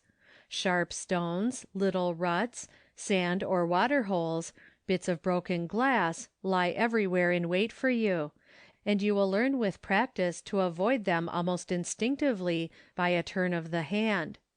While in the beginning, if you fixed your eyes on a pebble ahead of you, you would be sure, by the force of some mysterious attraction, to run your wheel over it, soon you will be able to graze it by a hair's breadth on either hand without touching it. Keep then an easy outlook upon the road about 30 feet in front of you, and still farther ahead if you are riding a bad road, over which you have to pick a path for your wheel. Avoid watching your front wheel.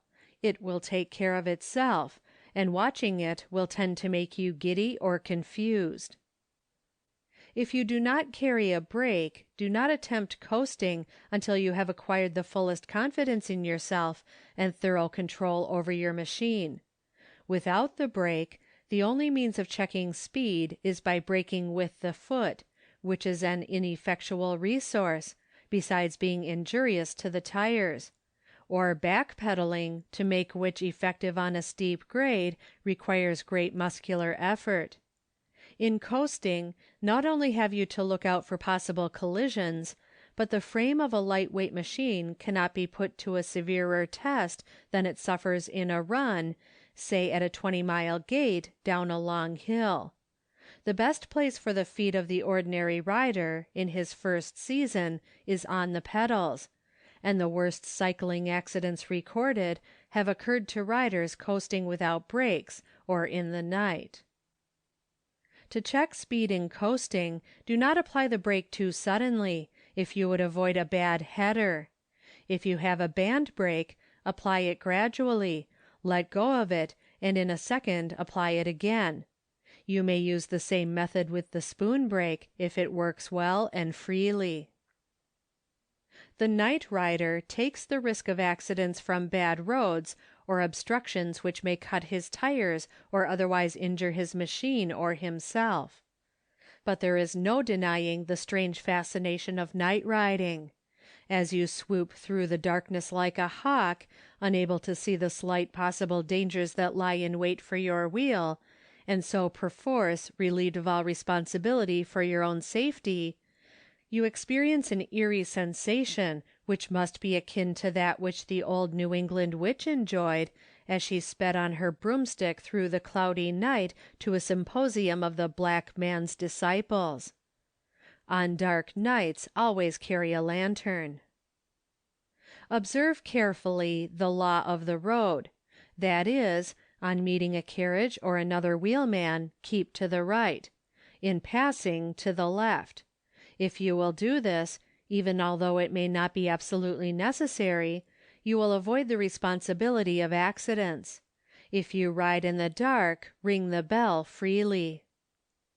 After much conflict, it may now be considered as settled law throughout the United States that the bicycle is a vehicle, and that its rider is possessed of the same rights and charged with the same duties, so far as these are applicable to him, as the driver of any other vehicle. In the summer of 1894, the legislature of Massachusetts passed, and the governor of the state approved, June 14, an "Act to regulate the use of bicycles and other similar vehicles," it being understood that the act had the approval of the League of American Wheelmen. By the terms of the 5th section of the act, it was taken out of the power of local boards, such as the street commissioners of towns and cities, to prohibit the use of the wheel in the public thoroughfares, a power which had at times been harshly, not to say unjustly, used. As the Massachusetts Act may probably be made the foundation of similar acts in other states, it is printed below in full for the information of cyclers in Massachusetts and elsewhere. Footnote. Chapter 479 of the Acts of 1894. Section 1.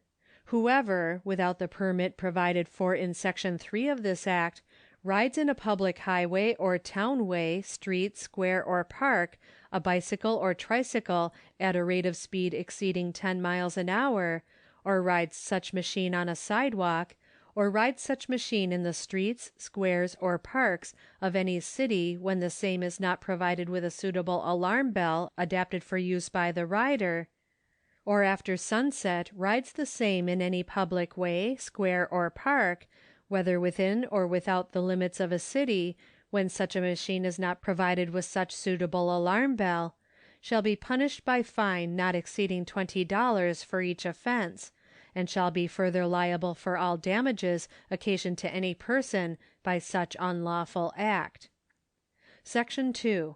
The term sidewalk, as used in this act, shall mean any sidewalk laid out as such by a city, town, or fire district, and any walk in a city or village which is reserved by custom for the use of pedestrians, or which has been specially prepared for their use. It shall not include crosswalks, nor shall it include footpaths on portions of public ways lying outside of the thickly settled parts of cities and towns, which are worn only by travel and are not improved by such cities or towns or by abutters. The terms bicycle and tricycle, as used in this act, shall be deemed to include all vehicles propelled by the person riding the same by foot or hand power. The terms park and square, as used in this act, shall not include any spaces under the control of park commissioners, or of a park board or a special park department of a town or city having power to make regulations relative to such spaces, and this act shall not in any way abridge the powers of such commissioners, board, or department. Section 3. The mayor of a city or select men of a town may in their discretion, upon any special occasion, grant permits to any person or persons to ride such machines during a specified time upon specified portions of the public ways of such city or town at any rate of speed, and may annex such other reasonable conditions to such permits as they shall deem proper.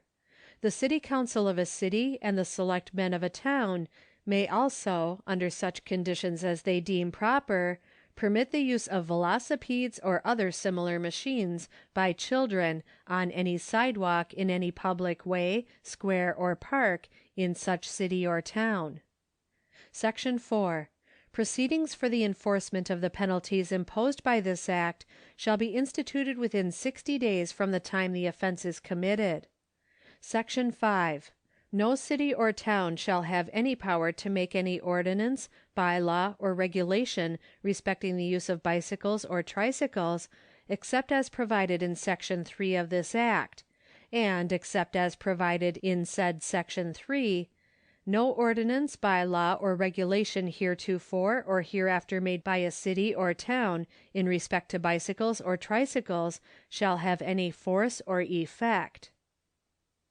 The Liberty Bill, so called, enacted by the Legislature of New York in June, 1887, and which has been substantially reenacted in several other states, provided that "commissioners, trustees, or other authorities having charge or control of the highways or park driveways" of Central Park "shall have no power or authority to pass, enforce, or maintain any ordinance, rule, or regulation by which any person using a bicycle or tricycle shall be excluded or prohibited from the free use of any of the park highways or driveways at any time when the same is open to the free use of persons using other pleasure carriages." It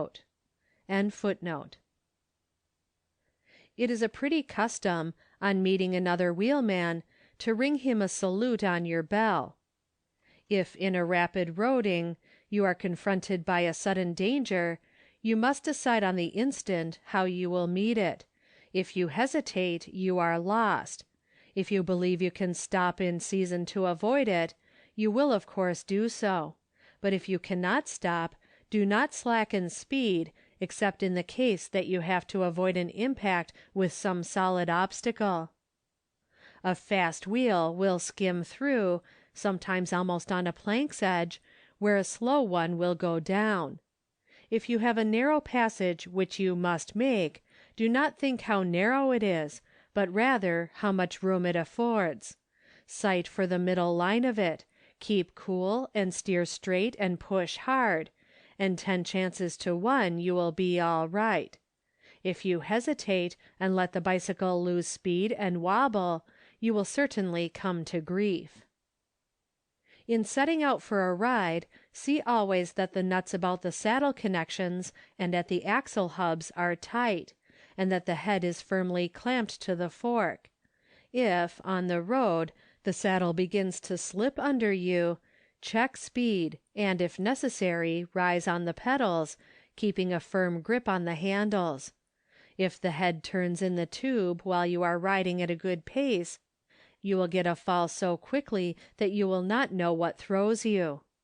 Bicycle falls seldom result seriously, but if you find that you must fall, stay to the right, throw the right foot off the pedal, keep a good grip on the handles, and the chances are that you and your machine will come up standing. If you run nearly at right angles against some solid obstacle, check speed as much as you can and dismount by the step just as you strike. If you keep the saddle, you may be thrown forward. If you have ruts or streetcar tracks to cross, take them as nearly at right angles as possible. If you swerve so as to let your wheels fall into the rut or track, you probably will get a bad fall. So if you are riding on a badly rutted road, you may have to save yourself by zigzagging from one side of it to the other.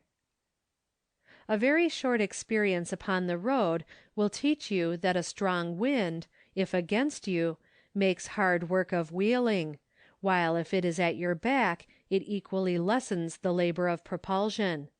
Your dress should afford as little vantage for the wind as possible, if you would ride easily. So you will wear a cap instead of a hat, and, in a windy day, keep your coat closely buttoned. Among the other disadvantages of the long skirt for ladies is that it catches the wind so readily. The greatest annoyance which besets the cycler on the road is from the attacks of ill-bred dogs, who snap about his pedals and may dart under his wheel and so throw him. This is most likely to happen on back country roads, where the inhabitant curs are unused to the sight of the wheel. If you are attacked by a dog on a road commonly frequented by wheelmen, you may be sure that the animal is vicious and deserves to be put out of the way. If you are attacked running downhill, throw your feet onto the coasters. There will be a happy chance that the pedal will strike the cur on the head, and perhaps, as has once happened within the knowledge of the rider, fracture his skull. If you can make a flying shot, and are attacked while on the wheel by a vicious dog, intent on biting, shoot him. The law will justify you. Not so dangerous as the dogs, but nearly as annoying, are the flocks of hens or turkeys, which, when frightened by your approach, invariably run in front of your wheel, uttering discordant cries and gobbles. But these neither bark nor bite, and generally manage just to escape being run down. As regards the form and rate of riding, the temperament of the rider counts as a most important factor. A graceful walker will be a graceful rider, and a rider who has undergone the military drill will show it upon the wheel almost as much as in walking. A nervous man, as he is sure to be a fast walker, will make a rapid rider, and will find it hard to keep a pace of less than 12 miles an hour in ordinary roading. Indeed, in cycling, nerve counts as much as muscle, or even more. Most of the riders who have made great records on the racetrack have combined to an unusual degree the qualities of alertness, daring, and quickness of perception to see and take advantage of an instant's opportunity. Study a group of their photographs, and you will see a set of clean-cut, alert faces, firm-set mouths, and keen eyes. The figures do not show excessive muscular development, rather litheness and grace. For example, you will not find a more beautiful figure in its way than that of Zimmerman on his wheel, but it has the beauty not so much of a Hercules as of the Flying Mercury. Thus it is impossible to prescribe for anyone a rate for road riding. You will find your wheel answer to your feeling as much as if it were a part of your own nervous system, and your temperament will govern your pace. When you are sluggish and weary, your wheel will drag under you.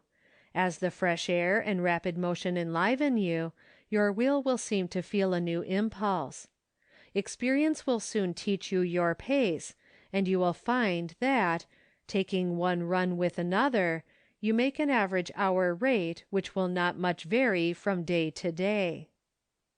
You will find it hard, particularly if you are of a nervous disposition, to conform your own pace to the different pace of another. It is like trying to row behind an oar whose style and stroke are different from your own. Your tastes and feelings may be perfectly congenial, and you may be the best of chums off the wheel, but if your companion on the road for a long run customarily rides at 8 miles while you ride at 12, you both will soon grow as restive as a pair of ill-matched horses. The result may be to develop a certain petulance of temper, rather than indulge which, you had better agree to differ, and each either take his own pace, or separate at the first crossroads.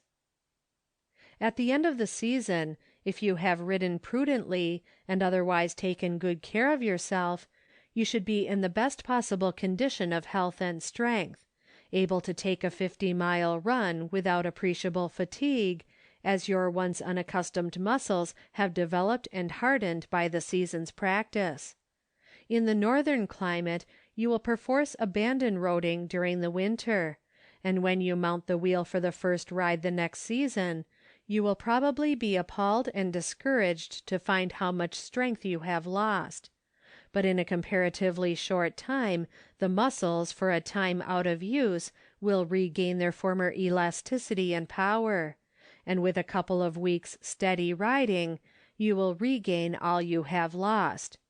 If you are within reach of a riding school, be assured that a regular practice there during the off season, say 2 or 3 rides each week of half an hour each, will not only bring you pleasure in the taking of them, but will count greatly to your advantage when you take to the road in the spring. Chapter 4. Taking Care of a Bicycle. When Aurora paints the dawn, and the fields are bright with dew, when the fleecy mists of morn rise and thin and melt from view, oh, what ecstasy to feel, with the wind against your face, miles slip by beneath your wheel, cares outdistanced in the race. L.G.C. 4. What his piano, his violin, his flute is to the accomplished musician, what his locomotive is to the railway engineer, his wheel is to the enthusiastic cycler. His wheel and he are one. It seems to obey his thought and to share his emotions. It lives with his life, it reflects his idiosyncrasies. It seems to him not a lifeless congeries of steel and nickel parts, but a thing of intelligence answering to his own. And, if it comes to grief, he mourns for it as for a favorite horse or dog. So if you are really fond of cycling, you will take the same pride in a well-kept and well-running machine that a horseman feels in a well-groomed horse. A bicycle frame, with its straight lines and sharp angles, is not perhaps a thing of beauty, although some of the models of 1893 and 1894 have a rakishness of design which is very nearly graceful. But it may at least have the beauty of cleanliness and brightness, and then when it flashes by in the sunlight, a glitter of black and silver, it will not want for admirers. Many bicycles, even of the best make, become practically worthless by the end of their first season of use. But except in cases where the machine has been exposed to some severe accident, this is because the rider has been too lazy or too ignorant to take care of his wheel. If you will spend from 5 to 10 minutes at the end of each run in caring properly for your bicycle, you will find it always ready for use, and, barring accidents, as good for road use at the end of the season as it was at the beginning. The writer lately rode a wheel which for ease of propulsion and straight steering seemed perfect, and which he found had been ridden 3,000 miles during the season of 1894. It was equipped with single tube tires which were inflated but 3 times during the season, and the bicycle, having been carefully and intelligently cared for, was to all intents and purposes as good as new. I assume that you are riding about 100 miles a week in fair weather and over ordinary roads. After each run, look over your machine carefully. If it shows mud splashes, wash them off with a damp, not dripping sponge. If it is dusty, dust lightly with a soft cloth, preferably woolen or with cotton waste. Some of the manufacturers advise cleaning the bicycle with a hose, saying that water will never injure their machine. But no one would willingly expose his machine to a heavy shower if he could find an opportunity to house it, and there is a chance that a smart stream of water from a hose will strike some bearing which is not fully protected by oil, and so perhaps cause rust. It is a safe rule never, if you can help it, to allow water to touch the bearings of your machine. Wipe all oil and dirt from the outsides of the bearings. Be sure that the nickel parts are dry, and rub them well with a chamois skin. This, with a little fine whiting, will remove incipient rust. If you have to keep your machine in a place accessible to dust, it is well to keep it covered with a cotton cloth. An old sheet will answer the purpose. It goes without saying that a bicycle should never be kept in a damp stable, especially if it has any wooden parts. See that the axles, joints of tubing, and outsides of the bearings are always clean and bright. If the spokes are nickeled, rub them occasionally with a woolen cloth moistened in kerosene. Keep the chain as clean and dry as possible. Keep the bearings of your machine snug, not tight. If too tight or too loose, they will soon wear out. When you shake the wheel, there should appear only just enough lateral motion on the axle to be perceptible. If the bearings are in good order, each of them, in running, should give a soft, continuous click. If your machine makes a sharp or irregular noise on the road, ascertain at once what the matter is. The noise may be caused by a dry chain or axle, or by lost motion in the brake connections. Listen carefully to the working of each bearing, and if the noise proceeds from it, you will conclude that a ball has become broken or badly worn. In that case, take down the machine to the bearing, or have this done, and have the worn or broken part replaced. Some wheelmen are always taking their machines to pieces, but this is not often necessary unless a part is broken, or the machine has got badly filled up with mud or water. In any case, unless you are an excellent mechanic, it is better to send your wheel to a repair shop when it needs taking down. It is a nice job to set up a bicycle, and if there is anything wrong in the adjustment, the machine will run badly and wear out at the bearings. The chain necessarily takes more wear than any other part of a bicycle, and should always be most carefully looked after. It should be kept free from grit and dust, and it is well to brush it well with a stiff brush after each run. Every 2 or 3 months, reverse it on the sprockets, so as to distribute the wear between the two sides. Oil your bicycle generally once a week, using rather a heavy oil and never enough of it to run out at the bearings. The rear axle bearing, the bearing at the sprocket bracket, and the lower steering head bearing take the most wear, and are most carefully to be looked after. Work each bearing well after oiling. You will find it very convenient to sling up your bicycle to a hook in a ceiling, or to the limb of a tree, before oiling or cleaning, so that you can get easily at all parts of the machine, and work the bearings freely. Do not let the lubricating oil touch the tires of your bicycle, as it is destructive to rubber. If kerosene gets on the tires, wipe it off quickly. The coal oil products are, more or less, solvents of rubber. Kerosene, however, being a much less powerful solvent than benzene, and therefore a safer and nearly as effective an agent for cleaning the bicycle. Clean the machine about once a month. First, sling it up, as directed above. Loosen the bearings slightly, and fill each bearing with kerosene from a squirt can, and work the bearing rapidly. Do this until the kerosene runs out clean from the bearing. Take off the chain and let it soak for 15 minutes in a liberal bath of kerosene. Shake it out, rub the whole surface of each block clean with a woolen cloth, and hang the chain up to dry out. Rub the sprocket teeth clean with a woolen cloth moistened in kerosene. Take advantage of the chain being off the machine while the wheel is suspended in the air to test the bearings and their adjustment.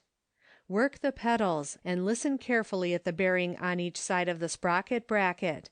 If it gives out a soft, regular musical click, it is probably all right. Revolve each wheel and listen to its bearing. The wheel, if the bearings are rightly adjusted, should, under a smart impulse, revolve for several minutes, and, in stopping, should oscillate backwards and forwards, until the weight of the valve nipple brings it to a rest with the nipple about at the bottom of the circumference. On revolving the sprocket, it should, if the bearings are right, come to rest with the pedal cranks standing about in the vertical line. Place the chain, I assume that you use an Elliott or other self-oiling block chain, on its side on a board or table. Put not more than 1 good drop of oil in each block, being careful not to omit a block. If oil appears on the outside of the chain, wipe it off as cleanly as possible with a woolen cloth. If you use dry plumbago for lubricating the outside of the chain, apply it on the working side of the chain only, with a very little kerosene oil, which should not be allowed to work into the insides of the blocks before replacing the chain. Preparations of the plumbago, or graphite, are now sold in the form of lubricating sticks, using which you will apply the lubricant more evenly and easily than by the use of dry graphite. Beware, however, of compounds of grease and graphite sold for lubricants, which leave the chain sticky, so that it will gather grit and wear the sprockets. Now replace the chain on the sprockets. To do this, place the joint ends of the chain respectively over the upper teeth of the sprockets, and revolve the sprockets towards each other until the ends of the chain meet, or nearly so. If you have difficulty in making the joint, as may be the case if the wheel is suspended and you are working alone, draw the ends of the chain together by means of a cord inserted between the block joints until the joint is made. Fasten the cord, and then put in the screw and nut to fasten the chain. Now oil each bearing, using a little more oil than common. At the end of the season, clean the machine carefully, oil it well, and sling it up or hang it on the rests made for the purpose, and cover it with a cotton cloth. Put it in the driest and cleanest place you can find for the winter. At the beginning of the next season, if the machine is not to be taken down, clean out the old oil with the kerosene and give it a fresh oiling. It will be well to work the bearings occasionally during the off season.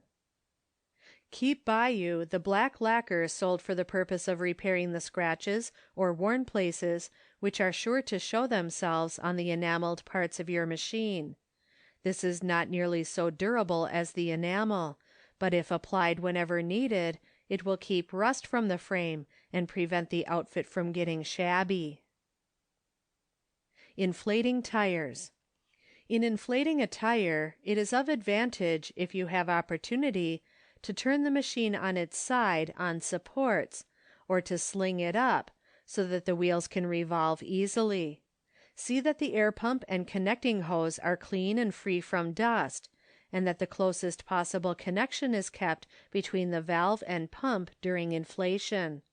At each stroke of the piston, force it as nearly as possible to its full length. As the greater weight falls upon the rear wheel of the bicycle, its tire should be kept the most tensely inflated. The degree of inflation desirable for the pneumatic tire varies with the weight of the rider. A tire which is hard enough for a rider weighing 150 pounds will flatten badly under one who weighs 200. If your tires flatten very slightly under your weight, no harm is done. Your wheel will run with the less jolting, and you will incur less risk of injuring the tire on stony ground. On the other hand, if the tire flattens too much, it may cut at the rim of the wheel, and it is probably true that hard tires propel more easily than soft ones. If you run a double tube tire with a too soft inflation, you will probably very soon destroy the inner tube, which is exceedingly fragile and easily injured. The larger the tire, the less the degree of inflation necessary to keep it safe, and the easier the motion of the machine. But with the decrease in diameter of the tire, the lighter the machine becomes. Never meddle unnecessarily with the valves. The less often these are touched, the less likely they are to leak. If, when you remove the valve cap, the valve whistles, this shows that some foreign substance has gotten into the piston or plunger of the valve, probably from the air pump. If the leak is so slight that you can inflate the tire so as to overcome it, do so, and replace the valve cap, and the obstacle in the valve will probably work out of itself. So long as the cap holds the air, you need not trouble yourself about the interior leak. A little oil applied to the washer of the valve cap, or to the threads of the screw stopper in the valves made without washers, and wiped off carefully, will help to keep the valve tight. Mending tires. If your tire leaks, first see, if you are not aware of having punctured the tire, whether the leak is in the valve. Turn the wheel so that the valve will come uppermost, and hold a glass of water so that the valve nipple will be submerged in the water, and watch for air bubbles, which will appear if the valve leaks. If no bubbles appear, sponge the surface of the tire liberally with water, and watch closely for bubbles. If none are detected, probe carefully the surface of the tire, wherever any scratch or abrasion appears, with the blunt head of a large needle, or with the instrument provided for the purpose in the repair outfit. If the leak is not detected, remove the wheel from the machine and immerse it in a tub of water.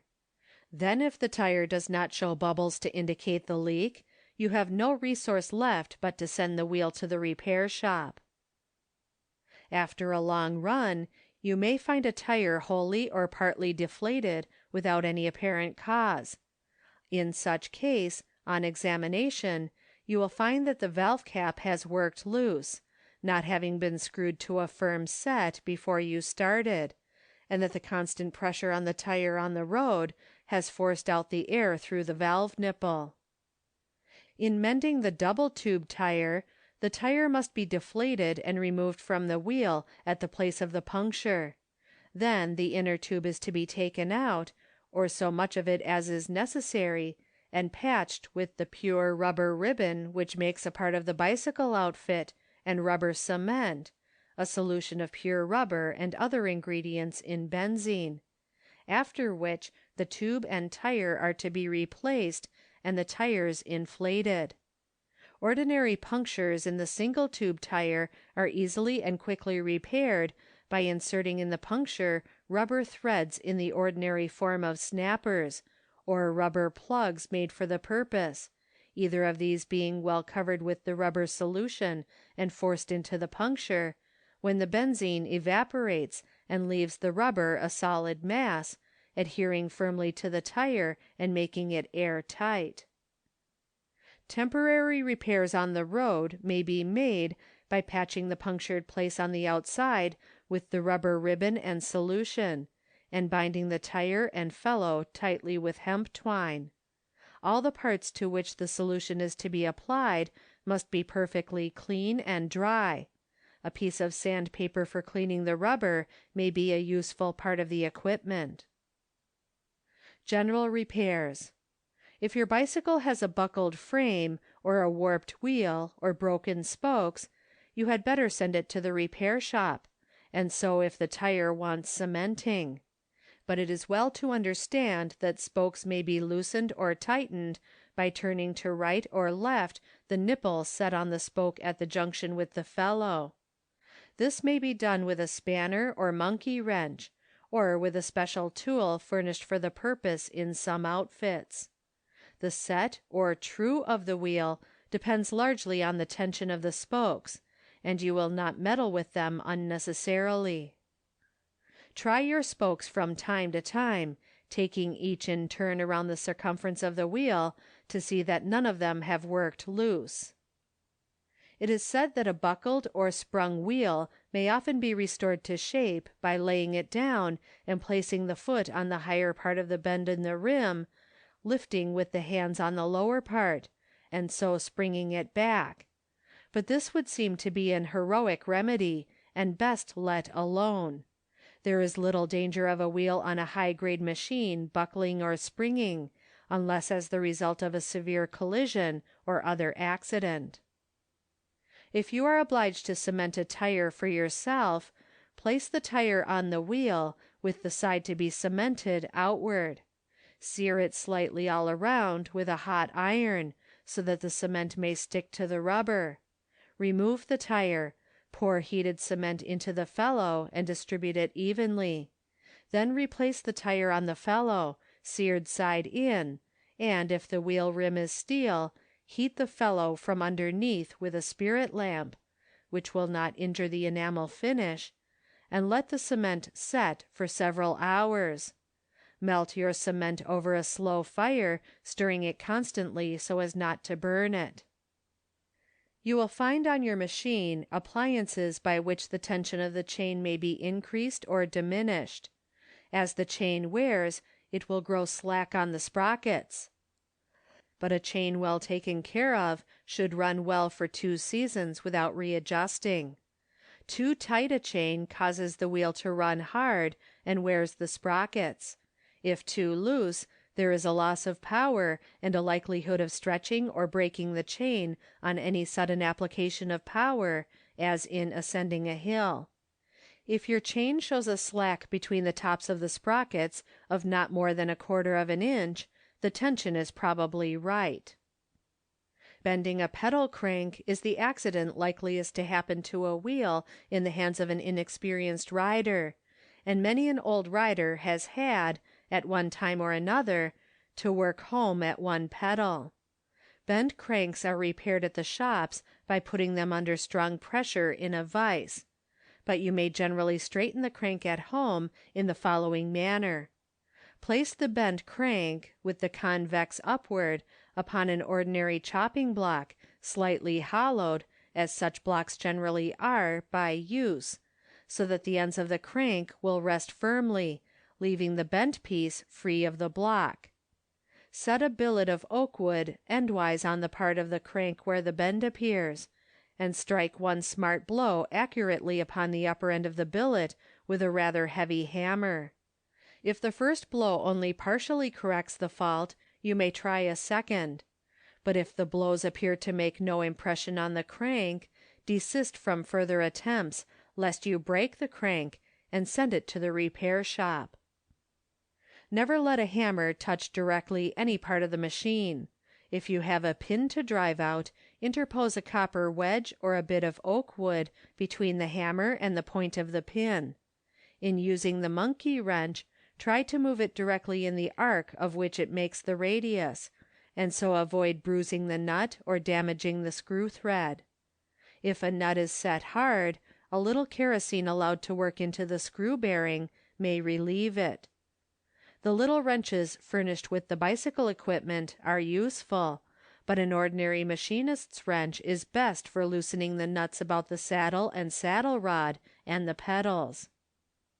The parts of the leading bicycles are interchangeable, as between wheels of the same model, so that any new part wanted can be supplied. It was by carrying such duplicate parts as would most likely be needed, or by sending those ahead on the route, that the transcontinental riders, notably Messrs. Allen and Sochtolben in their trip across Asia, were able to complete their arduous journeys. Chapter 5. Dress and Equipment. She met me on the river road beyond the pasture bars, with wind-blown hair, with cheeks aglow, with eyes that beamed like stars. Oh, what a flash of youth and health, and all things good and leal! I'd give my all to spin beside that girl upon the wheel. L.G.C. There is no disputing about tastes, and the matter of bicycling costume must be settled largely by the individual taste of each rider. But there are one or two axioms that may safely be applied to the subject. First, long trousers are an abomination in riding. Secondly, so are braces or suspenders. Thirdly, the looser the leg gear above the stockings, the greater the comfort in riding. The rider who has once worn short trousers will not again, unless in case of necessity, mount his wheel in long ones; nor, if he has once substituted a belt for his suspenders, will he willingly put these on again. The knickerbocker trousers are much more comfortable than the tight knee breeches. The latter, if buttoned at the knee, impede the free action of the leg, and, if worn open at the knee, catch the dust, besides presenting a very slovenly appearance.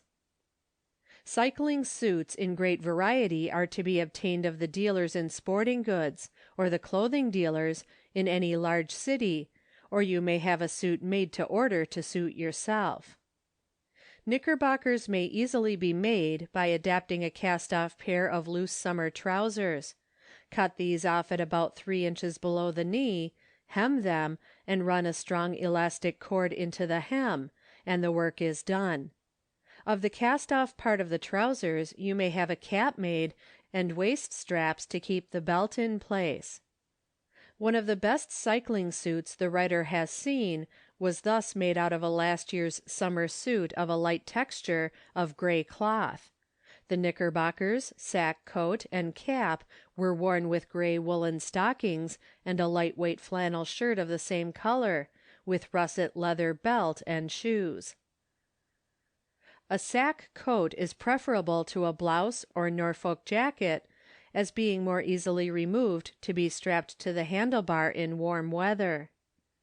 The stockings should be long enough to reach at least 3 inches above the knee, and the knickerbockers should be turned under so that the elastic will clasp the leg well above the knee joint, thus leaving the action of the knee absolutely free. As the unimpeded action of the knee joint is an essential aid to comfortable wheeling, nothing can be more absurd than the English cycling costume figured in the fashion plates for the season of 1894, with its trousers buttoned tight just below the knee, and its stockings laid fold on fold over the calf of the leg. The costume would seem to have been designed, not to promote the comfort of the wearer, but to conceal the physical deficiencies of some lean and slippered pantaloon. Jerseys, or sweaters, so called, are very comfortable, but off the wheel are not desirable wear. Fine woolen stockings are much preferable to cotton. The best stockings the writer has seen were hand knitted, of soft Scotch gray wool. Keep 2 or 3 sets of gossamer underwear for summer riding. A cap with a visor to match the costume is the best headwear. On a hot day the white duck caps are very comfortable. These, however, will very soon become soiled. If it is desired to wear them, it is well to buy several of the cheapest sort, and throw them away as they become defaced. If you are obliged to ride under an intensely hot sun, and do not mind tan or sunburn, you will find the best headgear to be a large white handkerchief wrapped turban-wise around the head, and kept wet. A black silk cap with a visor is very comfortable in hot weather. You may wear bicycle or tennis shoes with rubber soles if you will, but you will find, after a little practice, that a leather sole holds the pedal as well as a rubber one, and that an ordinary low-cut russet shoe answers every purpose. A low-cut shoe is much better than a laced boot, unless you have weak ankles. In warm weather you will soon find the backs of your hands tanning to a deep and healthy brown, like a well-colored meerschaum pipe. This color you probably will regard as ornamental. If not, and you wish to ride in gloves, choose those woven of lisle thread or silk rather than kid or dogskin. A pair of light leather straps, each about 14 inches long and fitted with buckles and eyes, which can easily be carried in the pocket or around the handlebar, form a very useful article of bicycle equipment. With these, your belongings necessary for a 2 days' run, or any articles which you may pick up on the road and wish to carry home, may be conveniently strapped to the handlebar. Many devices for carrying a larger equipment are sold which answer their purpose well. Canes or umbrellas, if you have occasion to carry them, or a fishing rod or light rifle, or a small camera, may be strapped to the top bar of the machine. In fact, if you have strong muscles and ride fearlessly, you may carry almost anything on your wheel which you could carry walking. The writer knows a professional paper hanger, who for a whole season customarily carried with him to and from his daily work a large pail of paste, adroitly strapped to the head of his machine, while his paper hanger's board was balanced across the bicycle frame, and the accompanying paste brush, scissors, etc., tied to the handlebars.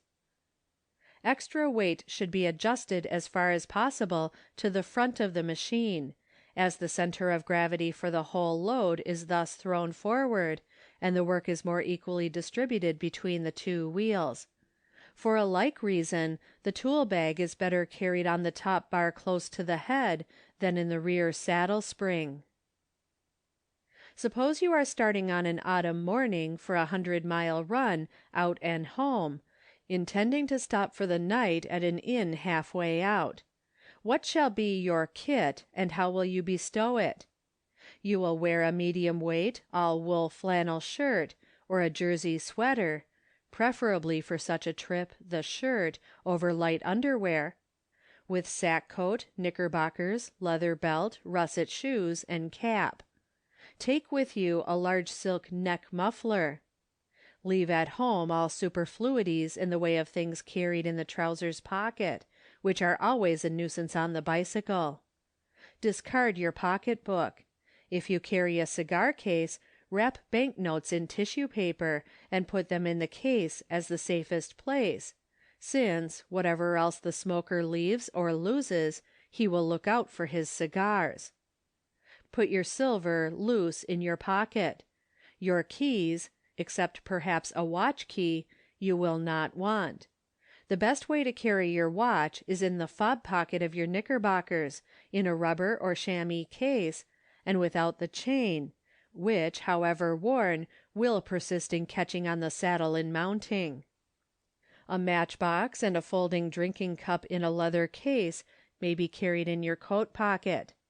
Your sack coat and shirt should keep you sufficiently warm on the wheel. If you are too warm, you may relegate the coat to the handlebar.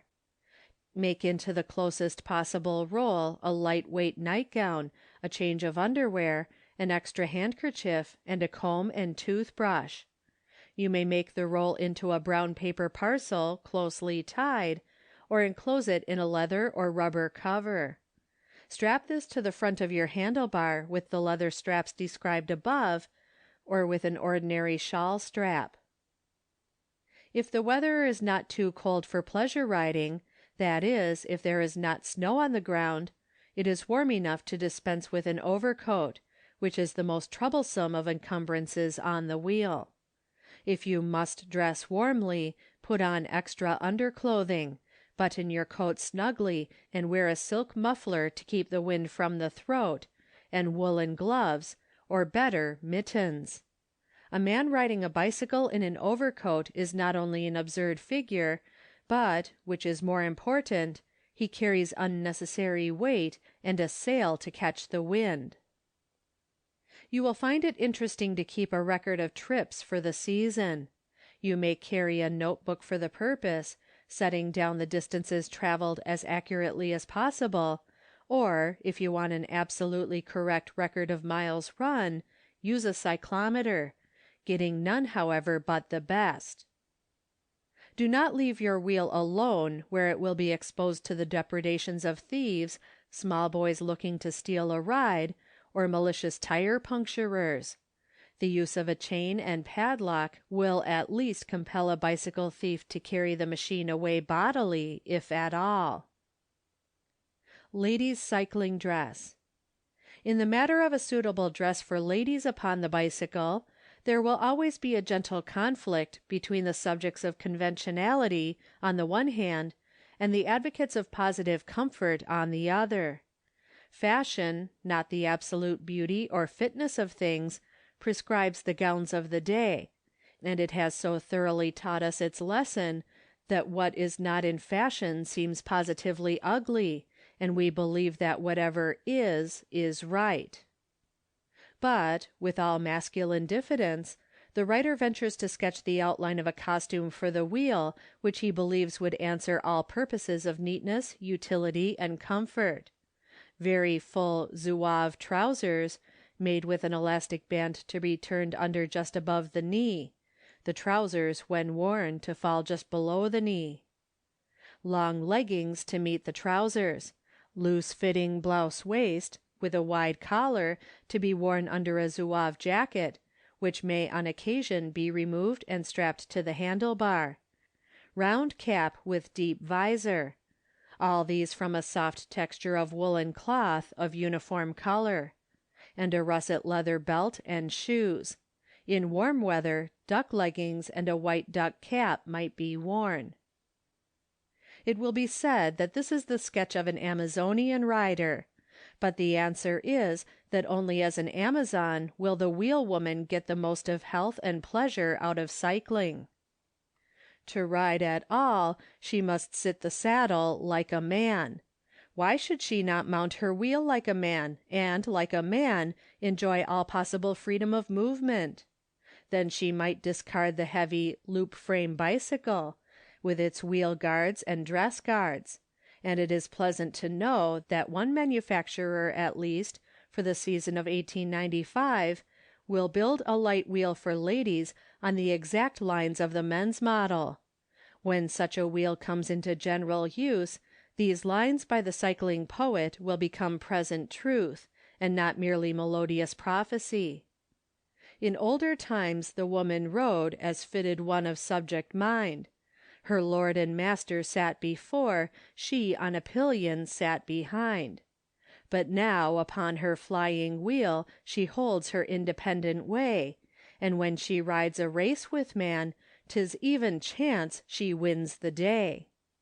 A. L. Anderson. It is certain that women on the wheel will generally wear either absolute trousers or absolute skirts, for the divided skirt appears already to be relegated to the limbo of ugly absurdities, and it is not easy to believe that the hybrid monstrosity in costume figured in certain fashion plates, that is, the combination of loose trousers and a tightly corseted waist and balloon sleeves, will find favor. In spite of the reasons of utility and comfort that make against it, the majority of wheelwomen will probably, for the present, continue to wear the ordinary skirt, making it as little obtrusive and troublesome as possible. By so much as you will abbreviate the length of your skirt, you will increase your own comfort and safety on the wheel.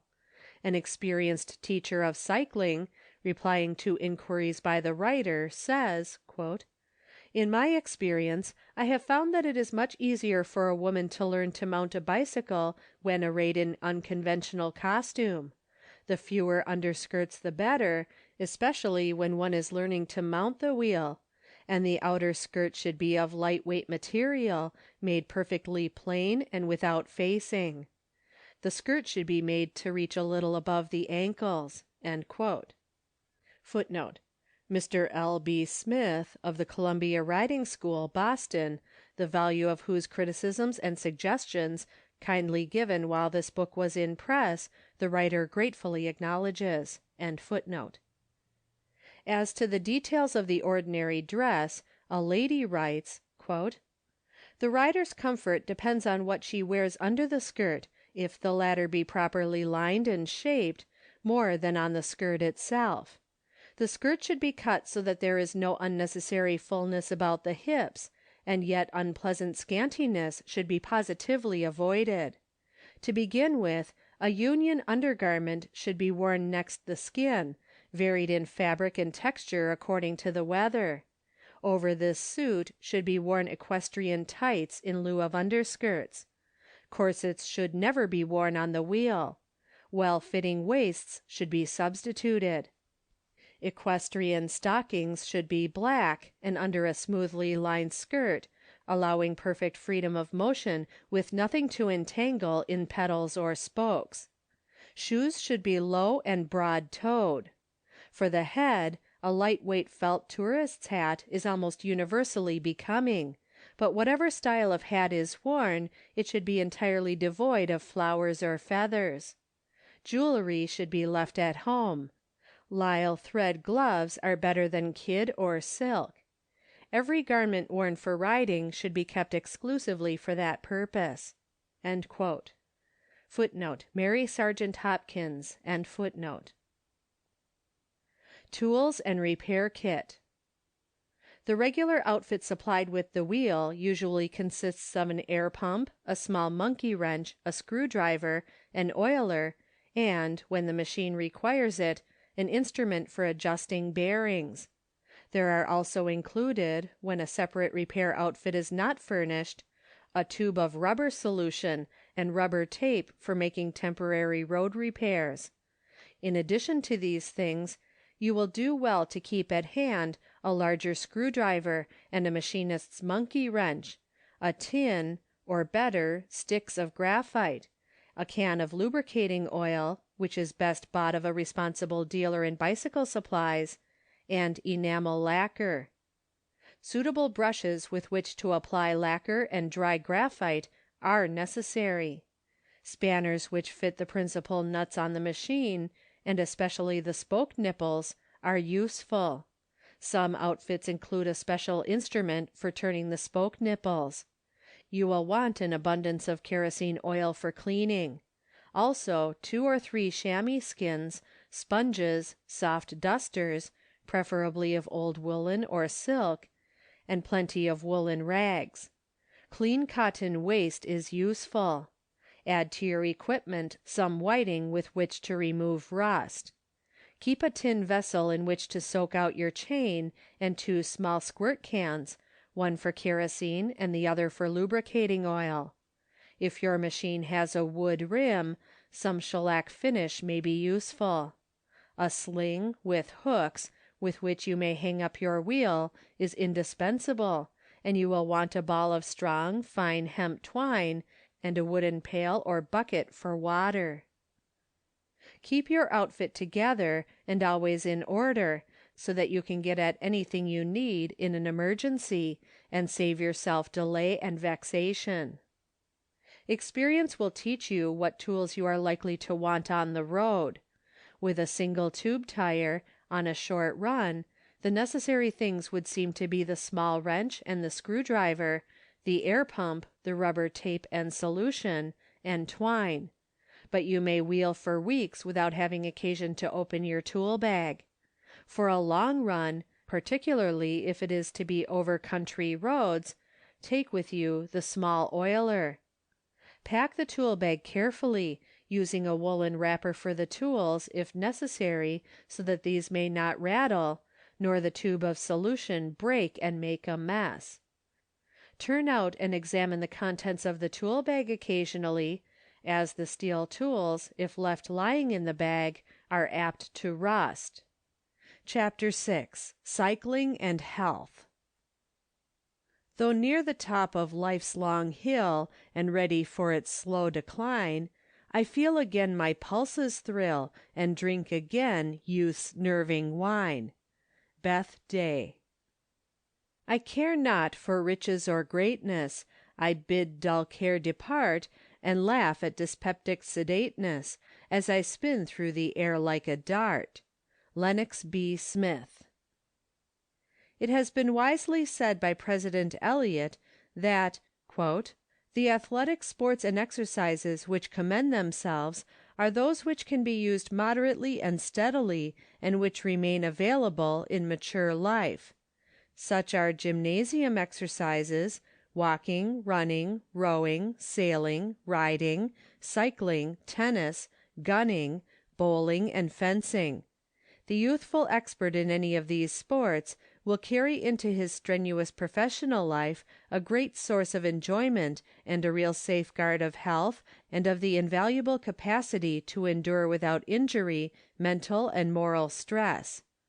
On the other hand, the games which demand so much practice and such severe training that the brain is temporarily dulled for all other use, or which require a combination of many individuals of like powers and tastes, or which contain as essential elements violent personal encounters, can have no direct application to the after life of professional or business men. Moreover, all games which require intense training for short periods present a serious physical and moral danger for the players, the familiar danger of reaction when training stops." The writer believes that of the list of sports which President Eliot mentions, considering these as aids to health and clear thinking, cycling easily leads, and is likely to lead, until some sport shall be invented which shall bring with it an equal pleasure for the same modicum of exertion in its practice. The sport is to be differentiated from the others named, in that, first, it is the most independent of sports except walking or running, and secondly, that the amount of exertion applied to its exercise may always be regulated by the strength or taste of the individual, and this without making the sport irksome. Gymnasium exercises are available to comparatively few persons, and to most soon grow insufferably tedious when undertaken as a duty. Tennis and bowling both require a special equipment for the practice of them, and companions to join the sport, and the minimum of physical exertion which each calls for is beyond the strength of many fairly healthy but delicate constitutions. Running is for most men past their youth an absolutely dangerous sport, and one which few women at any time of life can safely practice. Most persons find walking for a length of time, especially solitary walking, extremely wearisome. Gunning, in the absence of game, is merely walking with the handicap of a gun. To fence, you must find an adversary of about your own degree of skill to make the sport enjoyable. Rowing requires water and a boat, and sailing a wind as well, which may treacherously abandon you or set its face against your plans. But the cycler, with his wheel under him and Mother Earth under his wheel, is absolutely independent of circumstances, and may set out alone or in company, with the world before him where to choose. Speaking of cycling as a supplement, in later years, to the athletic sports practiced in the colleges, Surgeon Culp of the United States Army says, "20 times as many men as formerly devote more or less time to athletics while at college. These, after developing cardiac, pulmonary, and muscular systems to the highest point, but too often, on the completion of their college life, settle down to a sedentary existence absolutely without any form of active athletic exercise. As a result of years of experience among this class, I am perfectly convinced that sooner or later they lose not only their physical strength, but health and vigor as well. To such persons the modern bicycle becomes much more than a delightful mode of recreation, and the lawyer, doctor, merchant, or preacher finds that his short daily ride enables him to do better mental work, both as regards quality and quantity, than before. Perhaps of even more importance is the fact that consumption, Bright's disease, and gout are almost unknown among wheelmen, and it has seemed to me that college athletes are particularly prone to the two former as they approach middle age. End quote.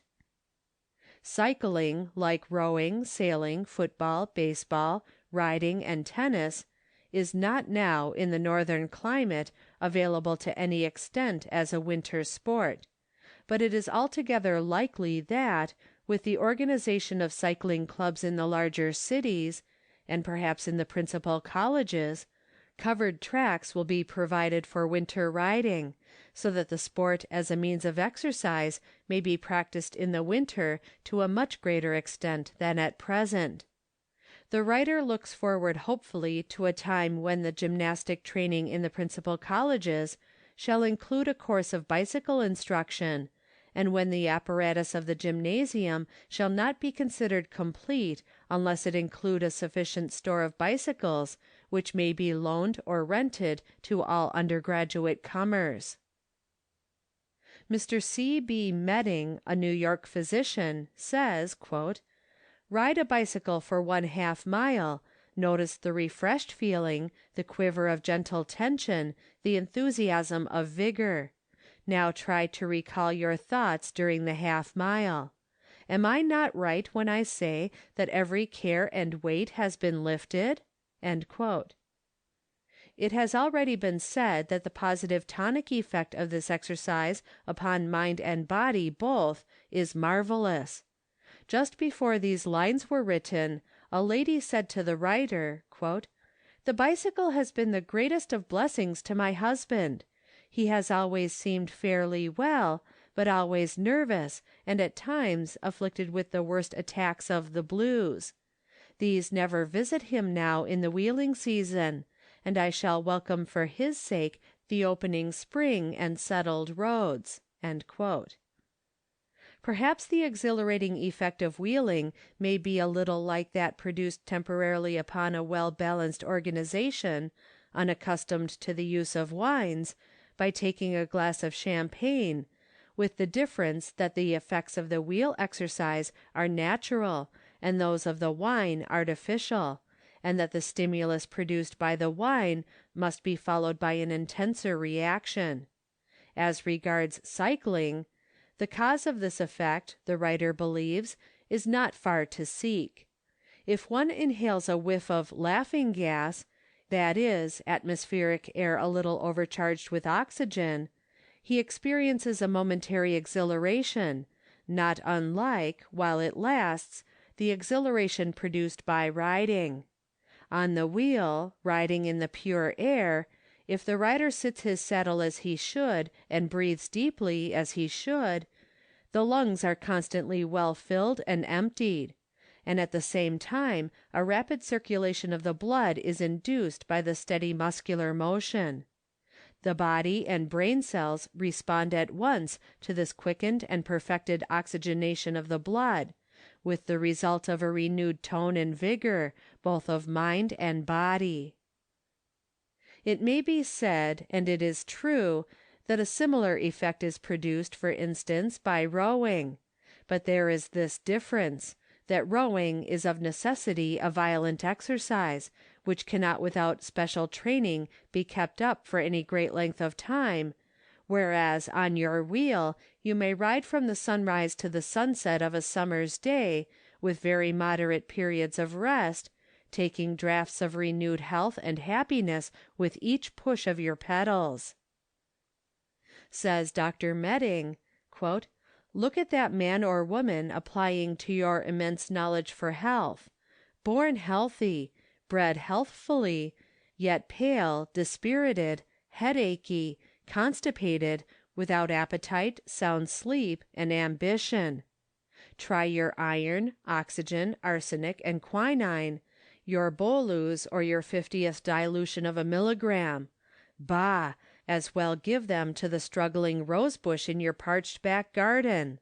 Air is what they need, air in the lungs, enough to oxygenate, to store up, and then still more to increase residual capacity. Prescribe walking? Such men and women don't walk, they meander. Is it generally known that flabby muscles are the enemy of beauty? Is it generally accepted that fresh air will sweeten temper? These are gospel truths. Hippocrates cried centuries ago for less medicine and more nature. We want less of the bark, resin, and extract of the tree, more of its rich beauty.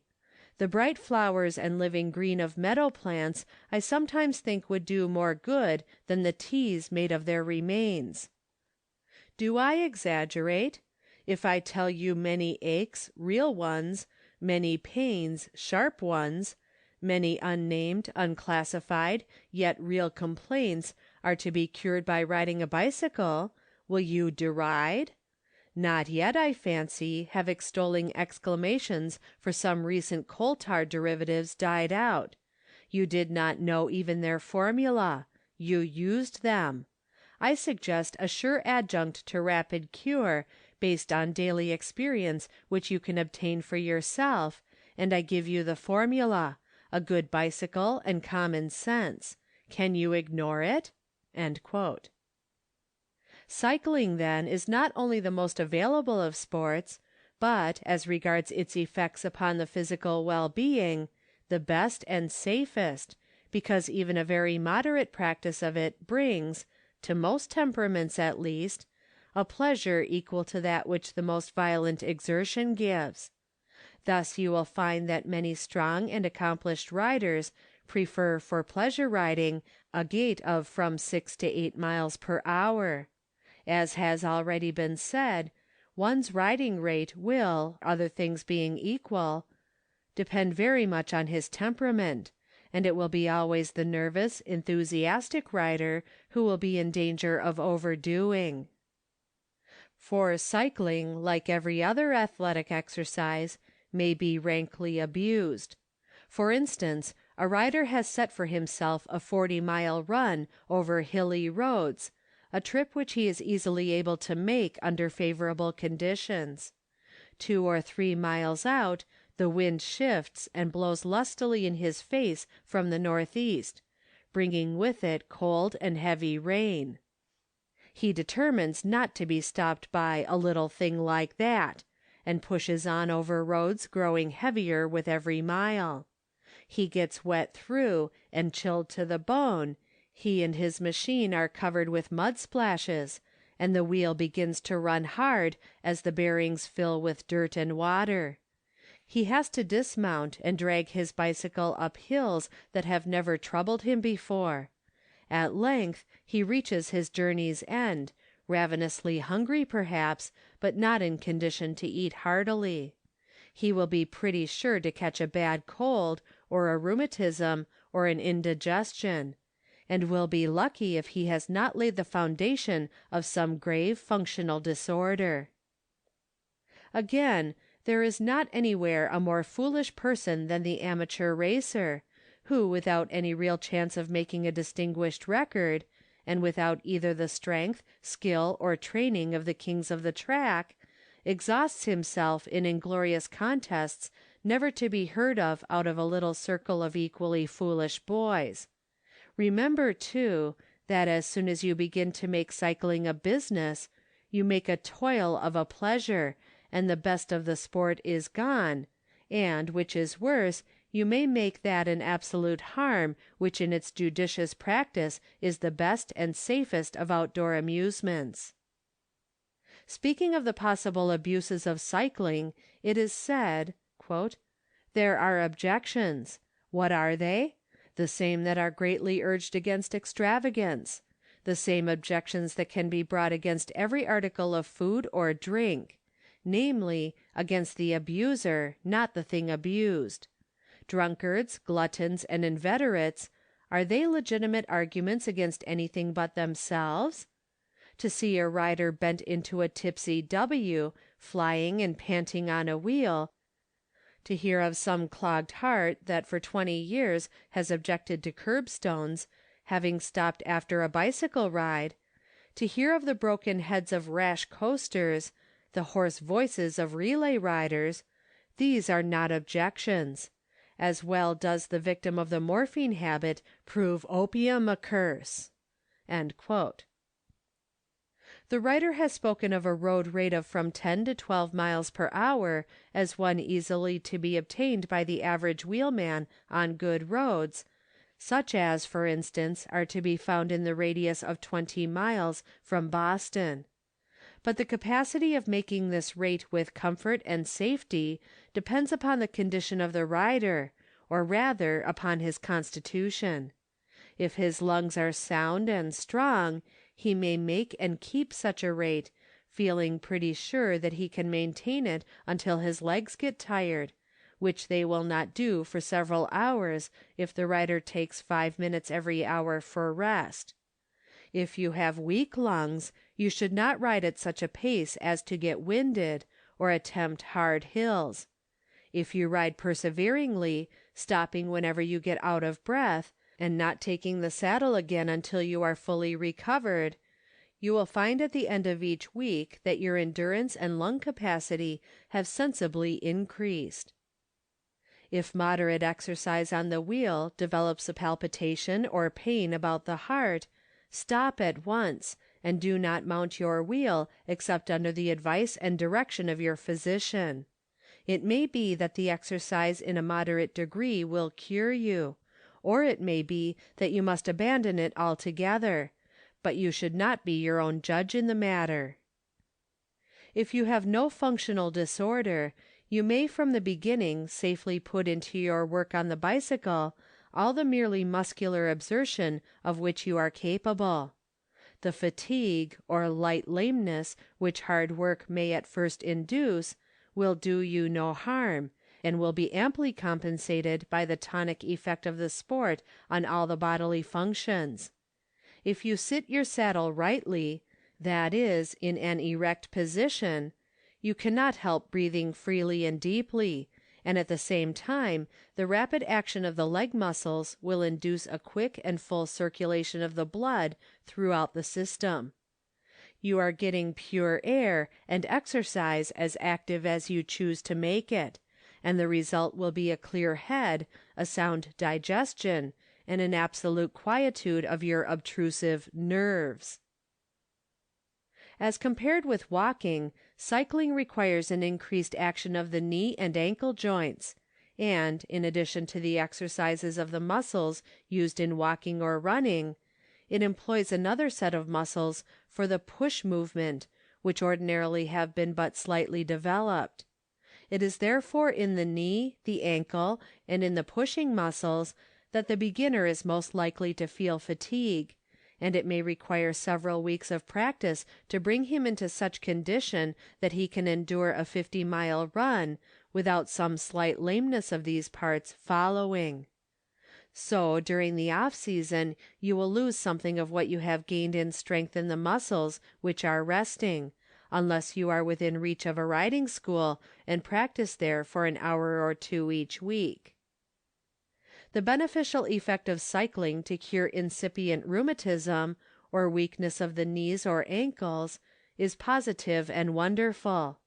If you are afflicted with these ills, or either of them, and are able to ride without actual discomfort, even for the shortest period of time, try the wheel and ride perseveringly.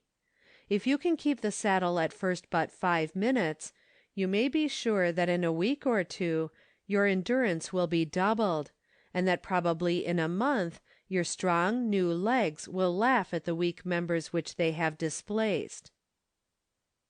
In a newspaper anecdote, the lean lady is made to say to the stout one, "How delightful that you have a bicycle too!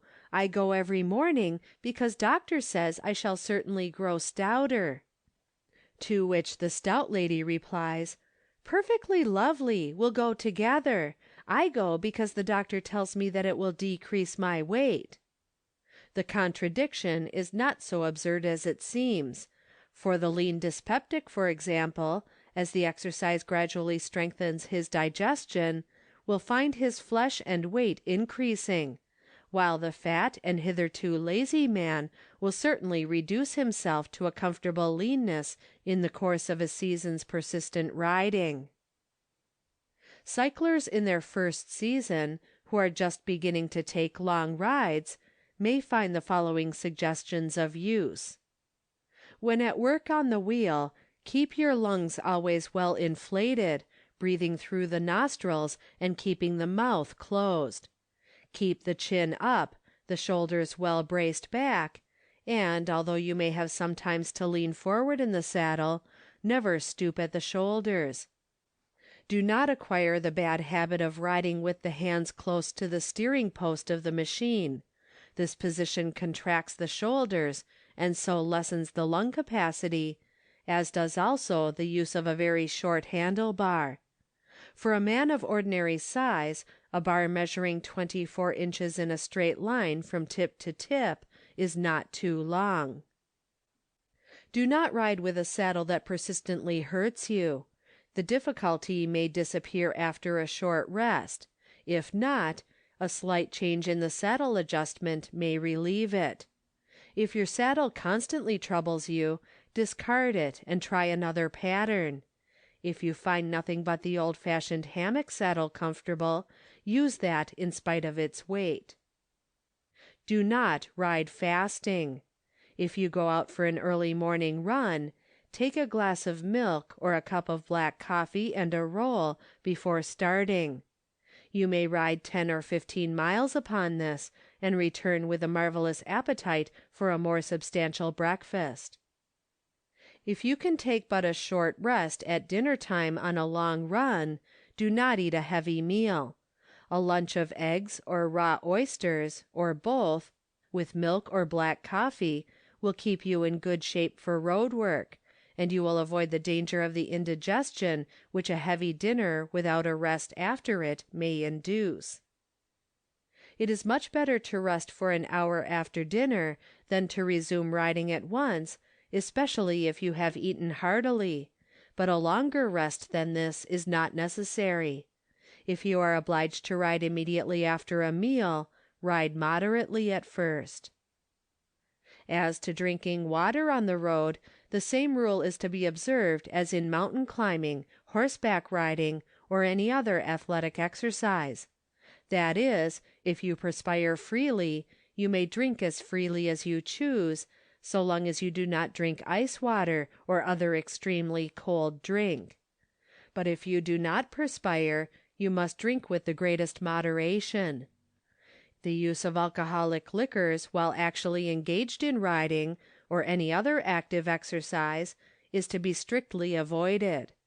It not only utterly upsets the balance, so to speak, of the physical system, but it has the immediate effect of inducing a shortness of breath, and so disabling the rider. Ginger ale is an excellent and most refreshing drink for a long run on a hot day, and this may be taken rather freely by persons who are obliged to drink very sparingly of water. An excellent thing to carry in the pocket on a hard ride is a stick or two of chocolate, sweet or not as you prefer, done up in tin foil, as it is sold in the shops. This, with a hard biscuit or two, will make on a pinch a very satisfactory lunch. You may smoke if you will on easy ground, and will not find that it interferes with your riding, that is, if your lungs are strong and the exercise does not wind you. But if you have a hard hill to climb, throw away your cigar.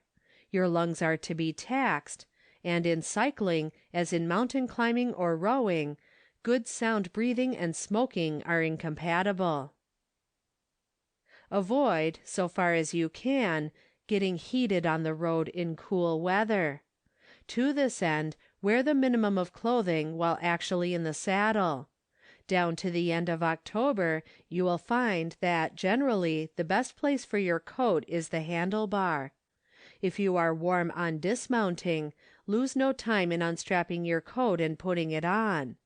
No matter how cool the weather, you run little risk of catching cold while actually riding, the only real danger being in the exposure of the throat to the wind, which will strike keenly if you ride even at a moderate gait.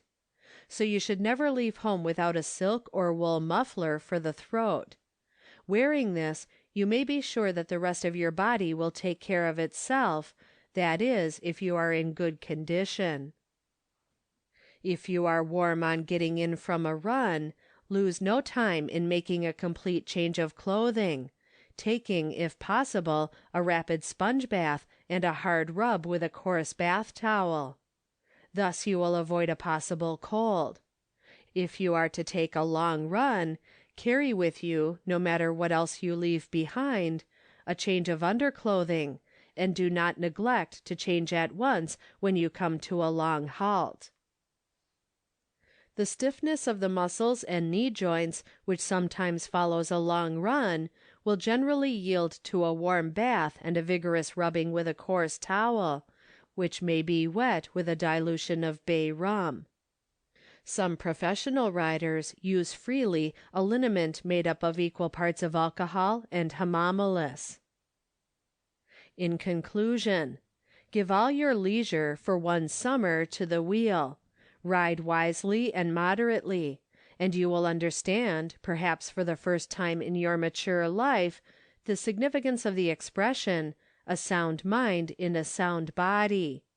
Dreamless sleep, unobtrusive digestion, clear mental action, wholesome thoughts, and the relish for healthy pleasures, all these will be yours in full measure, and you will see that a new era, not merely of physical vigor, but also of mental and moral health, has been inaugurated by this light, swift, joy-giving, marvelous means of locomotion. Chapter 7. On the Road. When all the world was free, and naught of care had we, each grassy blade, each forest shade, each winding stream, we thought was made for our long jubilee. J. Andrews Cone. Cycling gratifies the love of adventure which is latent in everybody. You may make a little journey into the world on your wheel, and, although you travel but 100 miles from your home, you will be surprised to find how much of interest and amusement you meet along new roads, and among fresh faces and unfamiliar landscapes. Get a good road map of the country for 40 miles around your home. Study routes and distances with its help. Learn where the comfortable country inns are. Plan for each long ride a route in advance, and do the whole region thoroughly. After a month's or 2 months' practice, you will be able easily to take a 20 or 25-mile route out before dinner, dine and rest, and run home easily in the afternoon. Or you may plan a 100-mile trip out and home, resting overnight at your 50-mile objective point. You may be happy enough to have secured a week's or a fortnight's outing, and wise enough to devote it to the companionship of your wheel. In this case, you will make deliberate preparations for a long trip. You will arrange an itinerary, or select one from the League Road Book, showing routes and stopping places for each day's run, and make your map a part of your equipment. The wheelman, at least in the East, will find many road maps in the market, some good and some nearly worthless. For all-round use in the country regions of Massachusetts, the writer prefers the plates of the standard Massachusetts Atlas, published by George H. Walker and Company of Boston. These 27 in number, and covering the entire state, are sold separately folded in stiff covers, and can easily be carried in the pocket. The scale is an inch to the mile. The roads are very accurately laid down, and the character of them as being good or bad fairly well indicated. Contour lines in color indicate heights above sea level. Railway crossings at grade, or over or under grade, and churches, schoolhouses, and cemeteries, which often serve as landmarks in a strange country, are also indicated. By the study of these maps the writer may form a reasonably good notion in advance of the character of a proposed new route. If you wish to keep in touch with the bicycling world, besides enjoying the substantial advantages which attach to a membership in the way of special rates at many hotels and the use of its excellent road books, you will probably join the League of American Wheelmen. The League was formed at Newport, Rhode Island, May 31st, 1880. It grew out of suggestions made by Charles E. Pratt, of Boston, who was its first president. The objects of it, as set forth in its original constitution, and which have been substantially adhered to since, were "to promote the general interests of bicycling, to ascertain, defend, and protect the rights of wheelmen, and to encourage and facilitate touring."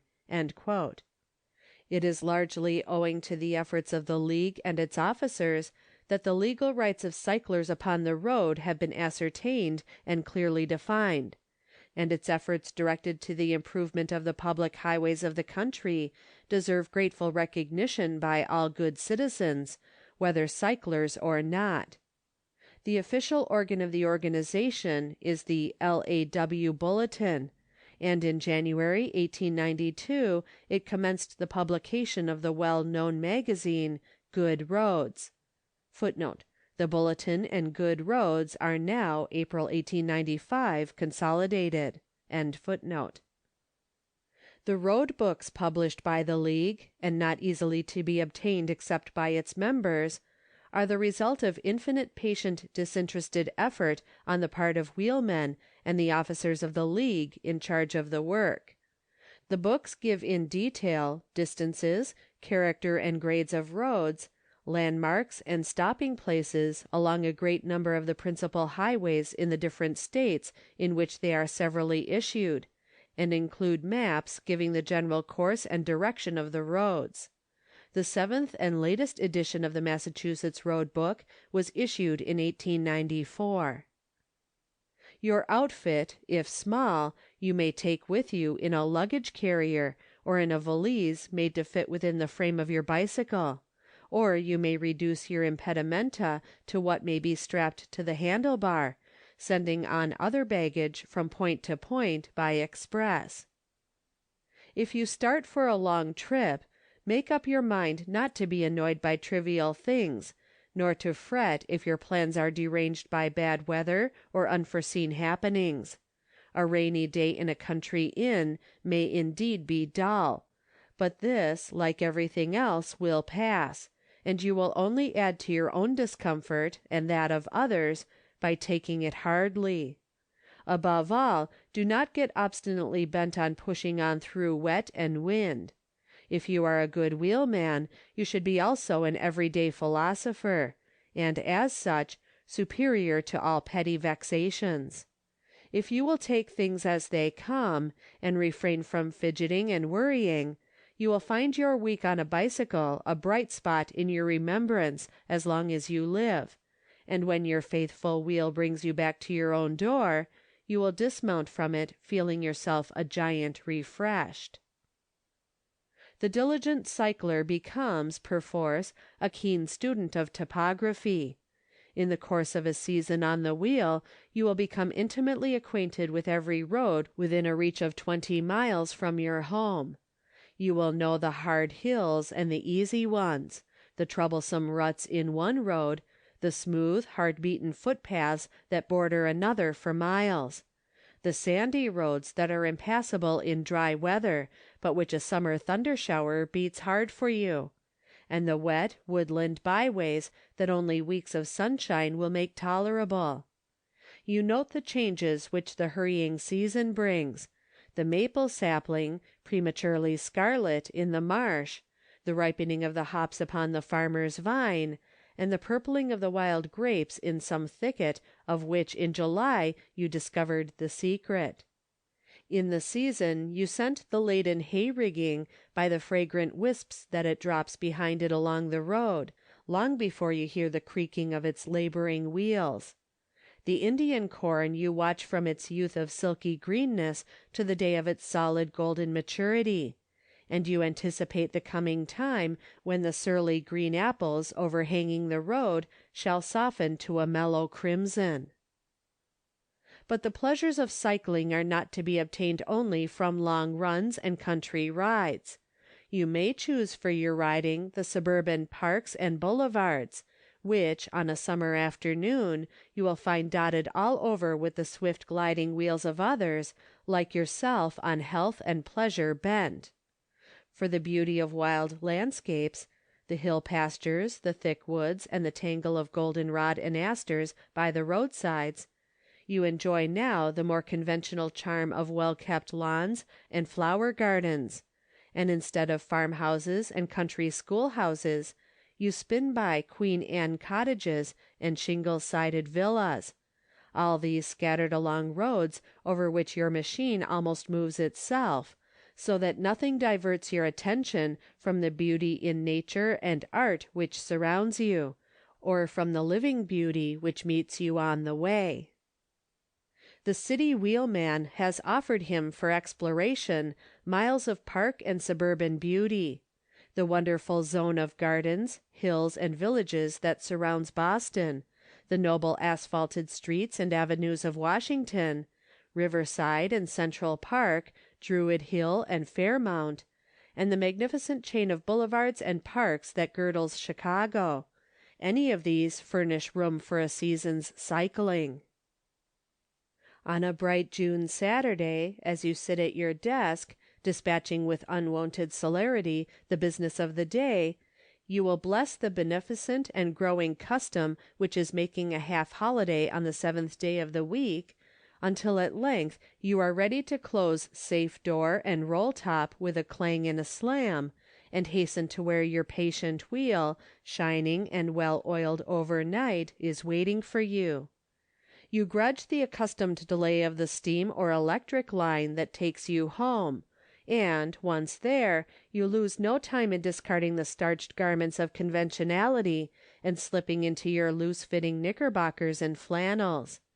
You vault into the saddle and give your first push to the pedals, and the cares that have infested the week are forgotten, and for an afternoon you are a boy again, as you join the crowd on the suburban roads, or in the driveways of the neighboring park, or run a half score of miles to some unexplored village, or perhaps spin over the long stretch of a hard sea beach within easy reach of the city. Not all the enjoyments of a healthy sport are to be found in its present exercise, but the pleasures of it are also in memory and anticipation. To the wheelman who loves nature, who keeps his eyes open to the pictures that she paints for him, his ears alive to the symphonies of the winds and the brooks, the songs of the birds, and the whisperings of the sea, who appreciates the humors and whimsicalities of everyday life, and makes even a superficial study of them as they pass before him in the panorama which he watches from the saddle, the adventures and happenings of a season on the wheel may, in the retrospect, enliven many a dull day or winter evening. You may, if you crave the satisfaction of benefiting others while you are amusing yourself, select some good route not yet described in your road books, and set yourself the task of thoroughly exploring and noting it, at the end of the season making up your notes into the form of the league routes, and sending the result to the proper quarter. If you are a photographer, you may make your camera a part of your bicycle outfit, and it will preserve for your future enjoyment hundreds of souvenirs of men and things. If, better still, you are an artist, even if your capacity is limited to making a tolerable sketch in watercolor or black and white, you may carry along your sketching materials, sure of abundant opportunity for using them. If you can make clever sketches, truthful or whimsical, of the persons you meet, so much the better.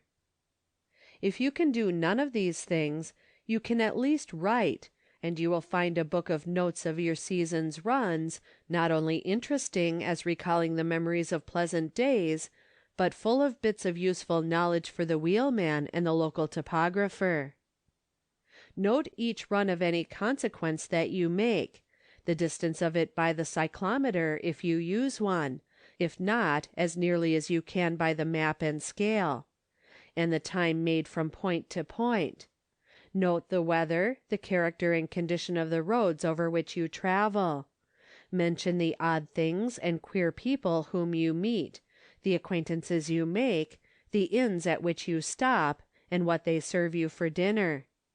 Do not say, "This or that is trivial, it would be childish to note it." You are not at work, but at play, and to the child at play nothing is childish. it is the best of this noble sport that, to the busy man, it brings back, while his wheels whirl, his lost youth.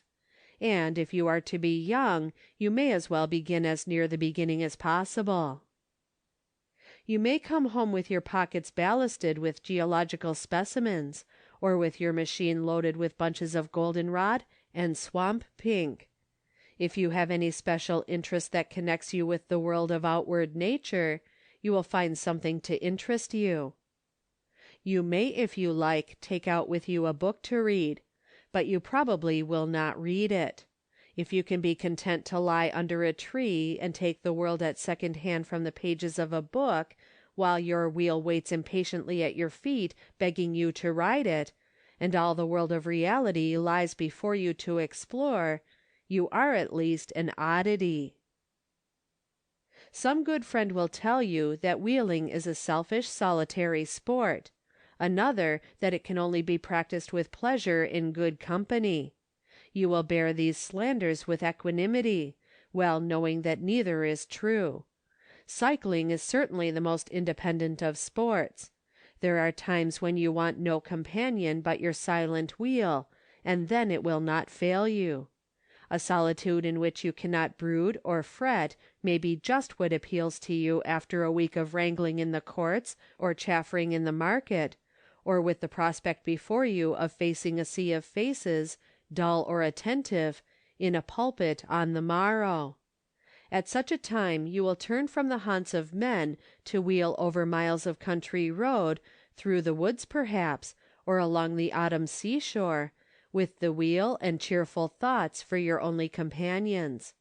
Again you will want company, considering that a pleasure shared with another is a pleasure doubled; and then your cycle runs alongside that of some friend of like disposition, and you both talk faster than you ever talked before. Or you may be disposed to join a merry company of cyclers, and, contented to set your pace to that of the weakest wheel, go out for a day's prescribed run. Thus it is the prime advantage of the sport that it suits almost any mood of mind in which you can approach it. But the twilight draws you on, and it is time to turn the cycle and to push soberly towards home; and so to the fellow wheelmen and wheelwomen who have made the afternoon's run in his company, and who he hopes have enjoyed it half as well as he has, the writer, wishing to each and every one of them more power to his wheel, rings a farewell salute upon his bell, and says good-bye. End of Chapter 7.